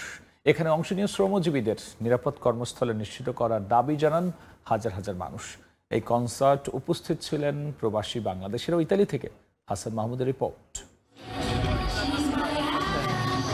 নিরাপদ কাজের জন্য ঐক্য, এই প্রতিপাদ্য নিয়ে প্রতি বছরের মতো এবারও ইতালির রাজধানী রোমের ঐতিহাসিক সান জোভানি চত্বরে বিশাল কনসার্টের মধ্য দিয়ে পালিত হয়েছে মহান মে দিবস। দিবসটি উপলক্ষে রোমের বিভিন্ন স্থানে খেলাধুলা প্রদর্শনী সহ 10টি কর্মসূচি উদযাপিত হয়েছে। রোমের এই কনসার্ট শুরু হয় স্থানীয় সময় বৃহস্পতিবার বিকেল 3টায়, চলে মধ্যরাত পর্যন্ত। সঙ্গীত পরিবেশন করেন আকিলে লাউরো, জর্জা, রোকো হান্স, লুসিও কুর্সি সহ ইতালির বিখ্যাত 50 জন কণ্ঠশিল্পী। সকাল থেকেই রোমের ঐতিহাসিক সান জোভানি চত্বরে উপস্থিত হতে থাকেন বিভিন্ন শ্রেণী পেশার মানুষ। কনসার্টে উপস্থিত হয়ে শ্রমিকদের অধিকার আদায়ের পক্ষে কথা বলেন ইতালি প্রবাসী, বাংলাদেশি সহ বিভিন্ন দেশের মানুষ। যেন সারা পৃথিবীর মানুষ, শ্রমিক মানুষ যারা আছে তারা যেন ন্যায্য অধিকার পায়, সেজন্য আমরা কনসার্টে আসছি। আর ভালো লাগলো এখানে। আমি চাচ্ছি যে এখানকার নেই সারা পৃথিবীতে যাতে শ্রমিকদের ন্যায্য অধিকার বহাল থাকে। আজকে একটি চমৎকার দিন। সকল শ্রমিকদের সম্মানে এই কনসার্ট হচ্ছে। আমরা শ্রমিকদের নিরাপত্তা এবং বিশ্রাম নিশ্চিত করার দাবি জানাই। প্রতি বছরই আমরা শ্রমিকদের অধিকারের জন্য এখানে সমবেত হই। মে দিবসে প্রতি বছর এই কনসার্টের আয়োজন করে থাকে ইতালির শ্রমিক ফেডারেশনগুলো। হাসান মাহমুদ, সময় সংবাদ, ইতালি। মে মাসের শুরুতে ব্রিটেন জুড়ে দেখা দিয়েছে রেকর্ড গরম। লন্ডনের কিউ গার্ডেনে তাপমাত্রা ছুঁয়েছে 28 ডিগ্রি সেলসিয়াস, যা এই সময়ের জন্য ইতিহাসে প্রথম। গরমে হাঁসফাঁস করলেও রোদ উপভোগে পার্কে ভিড় করেছেন অনেকে। সূর্য উঁকি দিতে লন্ডনের পার্কগুলোতে ভিড় জমিয়েছেন স্থানীয়রা। কেউ ঘাসে শুয়ে আছেন, কেউ আইসক্রিম খাচ্ছেন, আবার কেউ রোদ থেকে বাঁচতে মাখছেন সানস্ক্রিন। চারপাশে উৎসবের আমেজ, যেন রোদই উৎসবের মূল কারণ। ব্রিটিশ আবহাওয়া সংস্থা জানিয়েছে কিউ গার্ডেনে 28 ডিগ্রি তাপমাত্রা রেকর্ড হয়েছে মে মাসের প্রথম দিনের জন্য, যা যুক্তরাজ্যের ইতিহাসে সর্বোচ্চ। আগের রেকর্ড ছিল 1990 সালে স্কটল্যান্ডের লসিমাউথে 27.4 ডিগ্রি। ভ্রমণ পিপাসুদের মুখে রোদের প্রশংসা, তবে স্থায়ী বাসিন্দারা কিছুটা উদ্বিগ্ন। কেউ বলছেন ইউরোপের মূল ভূখণ্ডের তুলনায় লন্ডনে অনেক বেশি গরম। কেউ আবার বলছেন জলবায়ু পরিবর্তনের প্রেক্ষাপটে এতটা শুষ্কতা আর গরম চিন্তার কারণ। স্থানীয়দের মধ্যে এখন দেখা যাচ্ছে গ্রীষ্মের আমেজ, তবে এমন অস্বাভাবিক তাপমাত্রা শুধু আনন্দ নয়, বরং ভবিষ্যতের জলবায়ু বিপর্যয়ের ইঙ্গিত বলেই মনে করছেন অনেকে। ইয়াসিন মোহাম্মদ জিসান, সময় সংবাদ। হামজা উন্মাদনায় মেতে ওঠার অপেক্ষায় সিলেটের ফুটবল প্রেমীরা। 2 বছরেরও বেশি সময় পর ভারতের বিপক্ষে ম্যাচ দিয়ে সিলেটে আন্তর্জাতিক ম্যাচ ফেরায় উচ্ছ্বসিত সমর্থকরা। দীর্ঘদিন পর ম্যাচ আয়োজনের সুযোগ পেয়ে তা হেলায় হারাতে চায় না সিলেট জেলা ক্রীড়া সংস্থার কর্মকর্তারাও। এদিকে নির্ধারিত সময়ের মধ্যে মাঠ সংস্কারের আশ্বাস জেলা প্রশাসকের। সিলেট জেলা স্টেডিয়াম ঘুরে দিগেন সিংহের ছবিতে অপু বণিকের রিপোর্ট। 2 বছরের বেশি সময় ধরে সিলেট জেলা স্টেডিয়ামে অনুষ্ঠিত হয়নি আন্তর্জাতিক ফুটবল ম্যাচ, এমনকি দীর্ঘ সময় গড়ায়নি ঘরোয়া ফুটবলের ম্যাচও। অবশেষে আবারও এই মাঠ দর্শক উন্মাদনায় মুখর হওয়ার অপেক্ষায়। নভেম্বরে এফসি এশিয়ান কাপ বাছাইয়ের বাংলাদেশ ভারতের ফিরতি লিগ সিলেটে আয়োজনের পরিকল্পনা বাংলাদেশ ফুটবল ফেডারেশনের। এতে বিভাগীয় শহরের ছেলে হামজা চৌধুরীর ম্যাচ খেলা উপভোগ করার দুয়ার উন্মোচন হতে যাচ্ছে সিলেটবাসীর জন্য। আমাদের সিলেটের সন্তান হামজা চৌধুরী, এর মধ্যে ফাহমিদুল হক, ওনারা খেলবে। আসলে আমাদের অনেক উৎসাহ এই ম্যাচটা দেখার জন্য। হামজা চৌধুরী জানে বিশ্বমানের ফুটবলার, তাই নয়া খেলবো আমরা সিলেট স্টেডিয়াম। আমরা অনেক আনন্দ করবো, ফুর্তি করবো, উল্লাস করবো। আমরা অধীর আগ্রহে অপেক্ষা করছি যে সিলেটে এই ধরনের একটা ইন্টারন্যাশনাল টুর্নামেন্ট হবে। সকলের আশা হামজা উন্মাদনায় কানায় কানায় পূর্ণ হবে সিলেট জেলা স্টেডিয়ামের গ্যালারি। আন্তর্জাতিক ম্যাচ ফেরার সম্ভাবনায় এখন থেকেই প্রস্তুতি শুরু করেছেন সিলেটের ফুটবল কর্মকর্তারা। ড্রেসিং রুম ঠিক আছে, আমাদের গ্যালারিটা চেয়ার সহ সব কিছুই মোটামুটি ঠিক আছে। যেহেতু ম্যাচটা হবে নভেম্বরে, আমাদের হাতে সময় আছে। যেগুলো লেকিংস আছে আমরা আশা করি এর ভিতরে এই লেকিংসটা কাটিয়ে উঠতে পারবো। ভারত বাংলাদেশের ম্যাচটি যদি অনুষ্ঠিত হয়, আমরা ইনশাল্লাহ আমাদের সিলেট জেলা ক্রীড়া সংস্থার পক্ষ থেকে আমরা আমাদের সর্বাত্মক প্রচেষ্টা অব্যাহত রাখবো, যাতে সুন্দর নান্দনিকভাবে ম্যাচটি আমাদের এই পূর্ণভূমি সিলেটে আয়োজন করা যায়। এদিকে জেলা স্টেডিয়ামটির ফ্লাড লাইটের বিদ্যুৎ বিল বকেয়া রয়েছে প্রায় কোটি টাকার উপরে। বকেয়া বিদ্যুৎ বিল পরিশোধের পাশাপাশি মাঠের বেশ কিছু সংস্কার প্রয়োজন স্টেডিয়ামটিতে। নভেম্বরের আগে সংস্কার কাজ শেষ না হলে জাতীয় স্টেডিয়ামে গড়াবে ম্যাচটি। যদিও জেলা প্রশাসকের দাবি নির্ধারিত সময়ের মধ্যেই শেষ হবে সংস্কার কাজ। স্টেডিয়ামের আমরা কাজ করা হচ্ছে, কিছু কিছু জিনিস হয়তো বাকি আছে, তো নির্ধারিত সময়ের মধ্যে আমরা পুরোপুরি প্রস্তুত স্টেডিয়াম পাবো আশা করছি। দীর্ঘদিন পর সিলেটের মাঠে গড়াচ্ছে আন্তর্জাতিক ফুটবল ম্যাচ, আর এই ফুটবল ম্যাচকে ঘিরেই উচ্ছ্বসিত সিলেটবাসী, যেখানে খেলবেন সিলেটেরই ছেলে হামজা। ফুটবল ম্যাচকে ঘিরে প্রস্তুতি সম্পন্ন করেছে সিলেটের ফুটবল কর্তারা। সিলেটের জেলা স্টেডিয়াম থেকে অপু বণিক, সময় সংবাদ। পাসপোর্ট হাতে পাওয়ার আগেই বাংলাদেশ জাতীয় দলের হয়ে খেলতে কানাডা সকার অ্যাসোসিয়েশনের ছাড়পত্র পেয়েছেন শামিত সোম, যা হাতে পেয়েছে বাংলাদেশ ফুটবল ফেডারেশন। কাল কানাডা অবস্থিত বাংলাদেশ দূতাবাসে পাসপোর্ট পেতে আবেদন করবেন শামিত সোম, যা নিশ্চিত করেছে বাফুফের সহসভাপতি ফাহাদ করিম। হামজা দেওয়ান চৌধুরীর পর দেশের ফুটবলে এখন চর্চা চলছে কানাডা প্রবাসী ফুটবলার শামিত সোমকে নিয়ে। জুনে অনুষ্ঠিত হতে যাওয়া সিঙ্গাপুরের বিপক্ষে এএফসি এশিয়ান কাপ বাছাইয়ের আগে এই ফুটবলারকে পাওয়া নিয়ে সমর্থকদের মাঝে কাজ করছে চরম উৎকণ্ঠা। এখনো বাংলাদেশের পাসপোর্ট হাতে পাননি সামিত সোম। তার মাঝে বাকি ফিফার প্লেয়ার স্ট্যাটাস কমিটির ঝক্কি ঝামেলা। এসবের মাঝে দেশের ফুটবল ভক্তদের সুখবর দিল বাফুফে। পাসপোর্ট হাতে পাওয়ার আগেই বাংলাদেশের হয়ে খেলতে কানাডিয়ান সকার অ্যাসোসিয়েশন থেকে ছাড়পত্র পেয়েছেন সামিত। এগেইন আমি বারবার একটা কথা বলেছি যে কিছু প্রক্রিয়া কিন্তু আমাদের হাতে নাই। ফিফার কি হবে কিংবা কানাডা সকার অ্যাসোসিয়েশনে কি হবে, এটা কিন্তু আমাদের হাতে নাই। সো এই ক্ষেত্রে আমাদের কোনো কিছু করার থাকে না রিকোয়েস্ট করা ছাড়া। সো সেই সাপেক্ষে আমরা অ্যাটলিস্ট একটি কানাডা সকার অ্যাসোসিয়েশন একটা পেয়ে গিয়েছি। সেটা আমি মনে করি একটা অত্যন্ত ভালো এবং গুরুত্বপূর্ণ একটি অর্জন। বর্তমানে কানাডার প্রিমিয়ার লিগের দল ক্যাভালরি এফসিতে খেলছেন সামিত। পালন করছেন অধিনায়কের দায়িত্ব। লাল সবুজ জার্সি গায়ে খেলতে হলে লাগবে ক্যাভালরি এফসির অনুমতিও, যার জন্য ক্লাবটিকে চিঠি পাঠাবে বাফুফে। প্রিপারেটরি যে ম্যাচটা হবে 4 অথবা 5 তারিখে, সেটার জন্য উনি আসবেন ইনশাল্লাহ। ওইভাবে ওনাকে ইনফরমেশন দেওয়া আছে। এই ব্যাপারে উনি অলরেডি আমাকে বললেন যে পাসপোর্টের অ্যাপয়েন্টমেন্টটা হয়ে যাওয়ার পরে উনি চান আমরা ফেডারেশন থেকে ওনার ক্লাবকেও যেন একটা রিকোয়েস্ট পাঠাই উইথ দ্য ফিক্সচার কোন কোন ম্যাচের জন্য। তো আমি ওনাকে ওইটাও বলেছি যে আমরা ড্রাফট রেডি করে ফেলবো, আপনি যখন আমাকে বলবেন আমি তখনই পাঠিয়ে দিব। এদিকে মে মাসের দ্বিতীয় সপ্তাহে প্যারাগুয়েতে আয়োজিত হবে ফিফার কংগ্রেস। সেখানে অংশ নেবেন বাফুফের সভাপতি তাবিত আওয়াল। যেখানে সামিত সোমের বিষয়ে ফুটবলের সর্বোচ্চ নিয়ন্ত্রক সংস্থায় কথা বলবেন তিনি। উনি বলছেন না, ওটা ফাহিম ইসলাম, সময় সংবাদ, ঢাকা। প্রিমিয়ার লিগ ফুটবলে শীর্ষস্থান আরও মজবুত করতে পুলিশ এফসির বিপক্ষে মাঠে নামবে মোহামেডান। কুমিল্লায় ম্যাচটি শুরু হবে আজ বেলা 3:45। এদিকে ফেডারেশন কাপের ফাইনালের আমেজ না কাটতেই আবারও মুখোমুখি হবে বসুন্ধরা কিংস ও ঢাকা আবাহনী। ফেড কাপ ফাইনালে হারের প্রতিশোধ প্রিমিয়ার লিগে নিতে চায় মারুফুল হকের দল। বসুন্ধরা কিংস অ্যারেনায় ম্যাচটি শুরু বিকেল 5:30টায়। বাংলাদেশ প্রিমিয়ার লিগে হয়তো সবচেয়ে অভাগা দলটাই মোহামেডান। ঘরোয়া ফুটবলে এখন পর্যন্ত পায়নি শিরোপা জয়ের স্বাদ। সব আসরে অংশ নিয়ে 4 বার রানার্স আপ হয়ে টুর্নামেন্ট শেষ করেছে সাদা কালো বাহিনী। তবে এবারের বিপিএলে নতুন করে স্বপ্ন দেখতে শুরু করেছে মোহামেডান। অতীতের ব্যর্থতা ভুলে 17তম আসরে শিরোপার সবচেয়ে কাছে এখন আলফাজ আহমেদের দল। 12 ম্যাচে 10 জয় নিয়ে টেবিল টপার মোহামেডান। যদিও শিরোপার কাছে গিয়ে সোনার হরিণ হারাতে চায় না মতিঝিল পাড়ার দলটা, তাই লিগের পরবর্তী সব ম্যাচেই সমান গুরুত্ব দিচ্ছে মোহামেডান। প্রিমিয়ার লিগে দিয়াবাতে মুজাফফরদের প্রতিপক্ষ পুলিশ এফসি। এই ম্যাচে জয় তুলে নিতে বদ্ধপরিকর সাদা কালো বাহিনী। এদিকে ফেডারেশন কাপের শ্বাসরুদ্ধকর ফাইনালের আমেজ না কাটতেই প্রিমিয়ার লিগে মুখোমুখি হবে আবাহনী ও বসুন্ধরা কিংস। আবাহনীর জন্য ম্যাচটা মহা গুরুত্বপূর্ণ।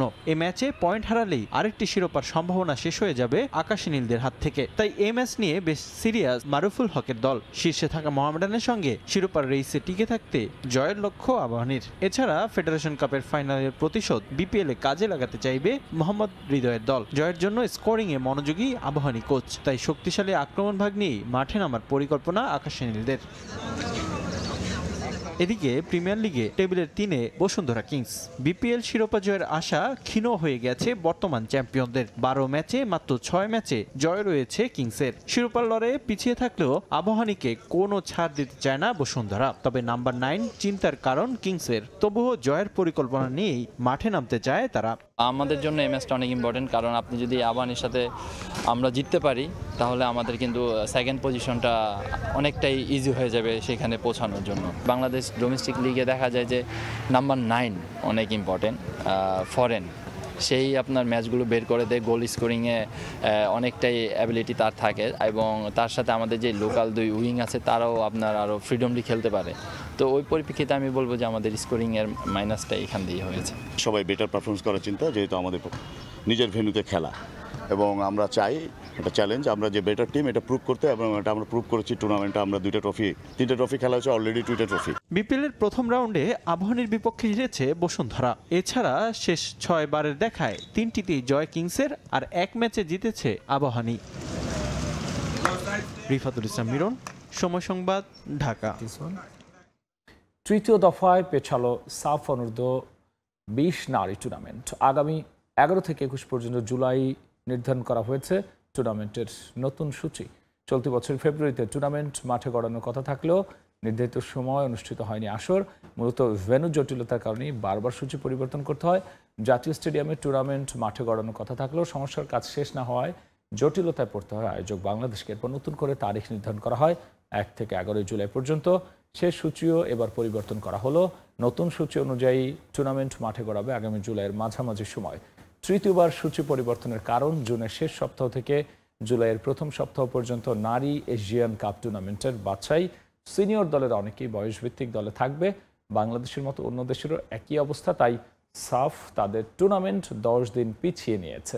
বাংলাদেশ সাফ অনূর্ধ্ব 20-এর আয়োজক হলেও এখনও ভেন্যু চূড়ান্ত করতে পারেনি। বিগত সময়ে বয়সভিত্তিক নারী টুর্নামেন্ট কমলাপুর স্টেডিয়ামে হলেও এবার ভিন্ন ভেন্যু নিয়ে ভাবছে বাফুফে। বসুন্ধরা কিংস অ্যারেনা, জাতীয় স্টেডিয়াম ও চট্টগ্রাম স্টেডিয়াম আছে বাফুফের পরিকল্পনায়। মে মাসের মধ্যেই ভেন্যু চূড়ান্ত করার পরিকল্পনা ফেডারেশনের। চট্টগ্রামে নতুন ভেন্যু পেয়েছে বিসিবি। ইনডোর জিমনেশিয়াম আর তৈরি উইকেটের এই স্পোর্টস কমপ্লেক্সে অনুশীলন ছাড়াও আয়োজন করা যাবে ঘরোয়া, বয়সভিত্তিক ও নারী ক্রিকেট। চট্টগ্রাম বন্দর কর্তৃপক্ষের কাছ থেকে লম্বা সময়ের জন্য এই মাঠ বুঝে নেবে বিসিবি, যার মাধ্যমে আন্তর্জাতিক আর বিপিএল এর অনুশীলনের জন্য দারুণ এক সম্ভাবনাময় ক্ষেত্র তৈরি হবে বন্দর নগরীতে। চট্টগ্রাম থেকে সাব্বির মিথুনের রিপোর্ট। চিত্রটা সবশেষ বিপিএল-এর সংকুচিত জায়গায় ভিড়ের মাঝেই চলে একাধিক দলের অনুশীলন। দু একটি দল বিকল্প বেছে নিত জেলা স্টেডিয়ামকে। রাজনৈতিক পট পরিবর্তনের পর যা এখন একান্তই ফুটবলের। তবে এই সংকট কাটতে যাচ্ছে দ্রুতই। শহরের প্রাণকেন্দ্রেই দারুণ এক বিকল্প ভেন্যু খুঁজে পেয়েছে বিসিবি, যেখানে শুধু অনুশীলনই নয়, ঘরোয়া, বয়সভিত্তিক বা নারী দলের ম্যাচ আয়োজনও সম্ভব। বিসিবির এই মাঠ দেখতে এসে দেখা পাওয়া গেল যুব বিশ্বকাপ জয়ী ক্রিকেটার শাহাদাত দীপুর। 6 টেস্ট খেলা এই তরুণের অনুশীলন চলছে শহীদ ইঞ্জিনিয়ার শামসুজ্জামান স্টেডিয়ামে। এই মাঠটা যদি নিতে পারে আমাদের ক্রিকেটের জন্য অনেক ভালো একটা ফ্যাসিলিটিস তৈরি হবে। আমি ফিল করি যেহেতু আমি 1-2 দিন এখানে প্র্যাকটিস করছি, ইনডোর আছে, অনেক বড় একটা মাঠ আছে। যদি মাঠে কাজ করা যায়, মাঠটাও ভালোভাবে রেডি করা যাবে এবং উইকেটটাও মোটামুটি ভালোভাবে রেডি করার মতো পসিবিলিটি আছে। 3টি সেন্ট্রাল উইকেট, 6টা নেট, আধুনিক ইনডোর কিংবা জিম সবই আছে চট্টগ্রাম বন্দর কর্তৃপক্ষের মালিকানাধীন এই স্পোর্টস কমপ্লেক্সে। লম্বা সময়ের জন্য এটা পেতে চায় বিসিবি। এরই মধ্যে সরেজমিনে এই মাঠ দেখে গেছে বিসিবি। আনুষ্ঠানিক চুক্তির পর খুব দ্রুতই শুরু হবে সংস্কার আর নির্মাণ কাজ।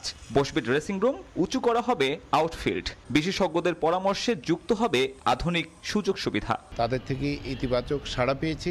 আমরা এটাকে কাজে লাগাতে পারলে আমাদের পক্ষ থেকে দ্রুত যদি পদক্ষেপ নিতে পারি, সামনে যে বিপিএল সেখানে প্র্যাকটিসের ব্যাপার আছে।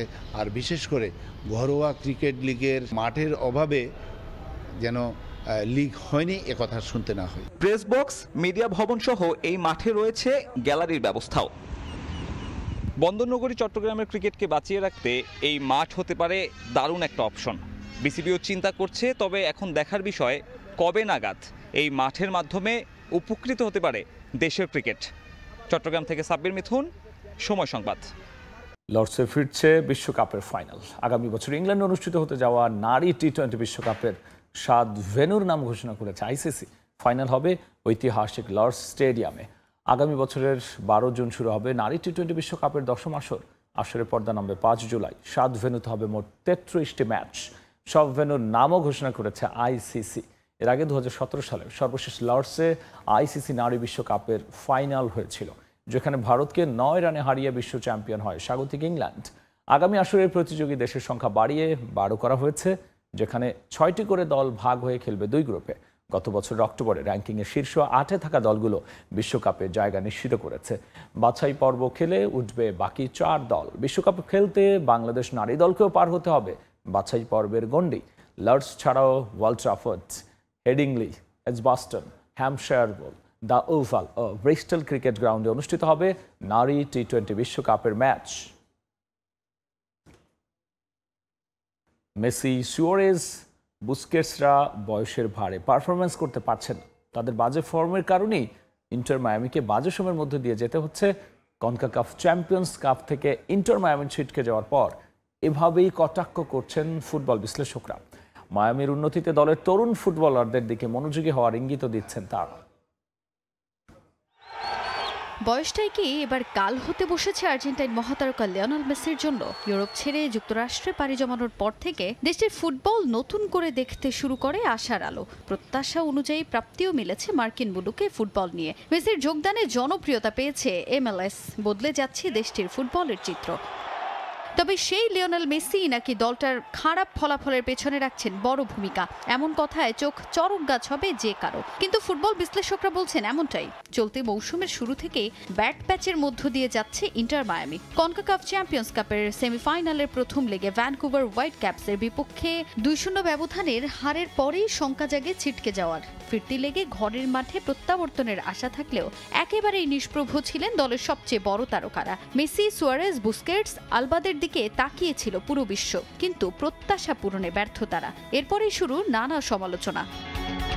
মেসি, সুয়ারেজ, বুস্কেটসদের মতো তারকাদের এমন পারফরমেন্সে হতাশ ভক্তরা। ভ্যানকুভারের মতো দলের কাছে হারের কারণ খুঁজতে শুরু করেছে ফুটবল বোদ্ধারাও। ইন্টার মায়ামির এমন করুণ দশার কারণ হিসেবে মেসি, সুয়ারেজদেরই দায়ী করছেন বিশ্লেষকরা। এ যেন সর্ষের মধ্যেই ভূত। মেসি, বুস্কেটস, সুয়ারেজে ভর করে ম্যাচের পর ম্যাচ জিতেছে বার্সেলোনা। সেই প্রত্যাশা পূরণ করতে না পারায় তাদেরকে কনকাকাফ থেকে ছিটকে যাওয়ার জন্য দায়ী করছেন ফক্স স্পোর্টসের বিশ্লেষক ও সাবেক প্রিমিয়ার লিগ তারকা ওয়ারেন বার্টন। বয়সের ভারেই নাকি পারফরমেন্সে ধার হারিয়েছেন মেসি। তারা এখন আর দৌড়াতে পারেন না বলেও কটাক্ষ করেছেন এই ফুটবল বিশ্লেষক। মায়ামিতে কোনো ভারসাম্য নেই বলেও মন্তব্য করেন ফক্স স্পোর্টসের স্পোর্টস অ্যানালিস্ট ও সাবেক প্রিমিয়ার লিগ তারকা। ভ্যানকুভার ইন্টার মায়ামির দুর্বলতা দেখিয়ে দিয়েছে, কারণ মায়ামির ফুটবলাররা দৌড়াতে পারে না। মেসি, সুয়ারেজ, আলভা, বুস্কেটসরা তাদের সেরাটা দিতে পারছেন না। তাদের বয়স হয়েছে। মায়ামির ফুটবলাররা ডিফেন্ড করতে পারে না। দলে কোনো ভারসাম্য নেই, কারণ 5 জন সামনে থেকে যায় এবং অন্য 5 জন ডিফেন্ডের চেষ্টা করেন, আর মায়ামির ফুটবলাররা সেটা করতে পারেন না। মূলত মেসি, সুয়ারেজদের চেয়ে দলের তরুণ ফুটবলারদের প্রতি জোর দেয়ারই ইঙ্গিত দিয়েছেন এই ফুটবল বিশ্লেষক। তাজিন খন্দকার, সময় সংবাদ। এ পর্যায়ে শীর্ষ সংবাদ জানিয়ে দিচ্ছি আরও একবার। রাখাইনে করিডোর নিয়ে সিদ্ধান্ত নেবে নির্বাচিত সরকার, বললেন তারেক রহমান। বিদেশি নয়, দেশের মানুষের স্বার্থ রক্ষার আহ্বান। নির্বাচনে সুনির্দিষ্ট রোড ম্যাপ দাবি। প্রায় 4 মাস পর দেশে ফিরছেন বেগম জিয়া। লন্ডনে সব স্বাস্থ্য পরীক্ষা সম্পন্ন হচ্ছে শুক্রবার। ঢাকায় পৌঁছাবেন সোমবার। সঙ্গে থাকবেন 2 পুত্রবধূ। অপ্রয়োজনীয় ফোন কলের চাপে ব্যাহত 999 সেবা। 8 বছরে 6 কোটি কলের 57 ভাগেই অনর্থক। বিরক্তিকর কলারদের ব্লক করে সমাধানের চেষ্টা, প্রয়োজনে জেল জরিমানার পরামর্শ। কাশ্মীরে হামলায় ভারতীয় গোয়েন্দা সংস্থা র জড়িত, দাবি পাকিস্তানি সংবাদ মাধ্যমের। নয়াদিল্লির সামরিক দুঃসাহস শক্তভাবে মোকাবেলার ঘোষণা পাক সেনা প্রধানের।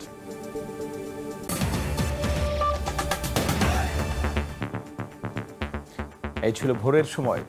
সঙ্গেই থাকুন সময়।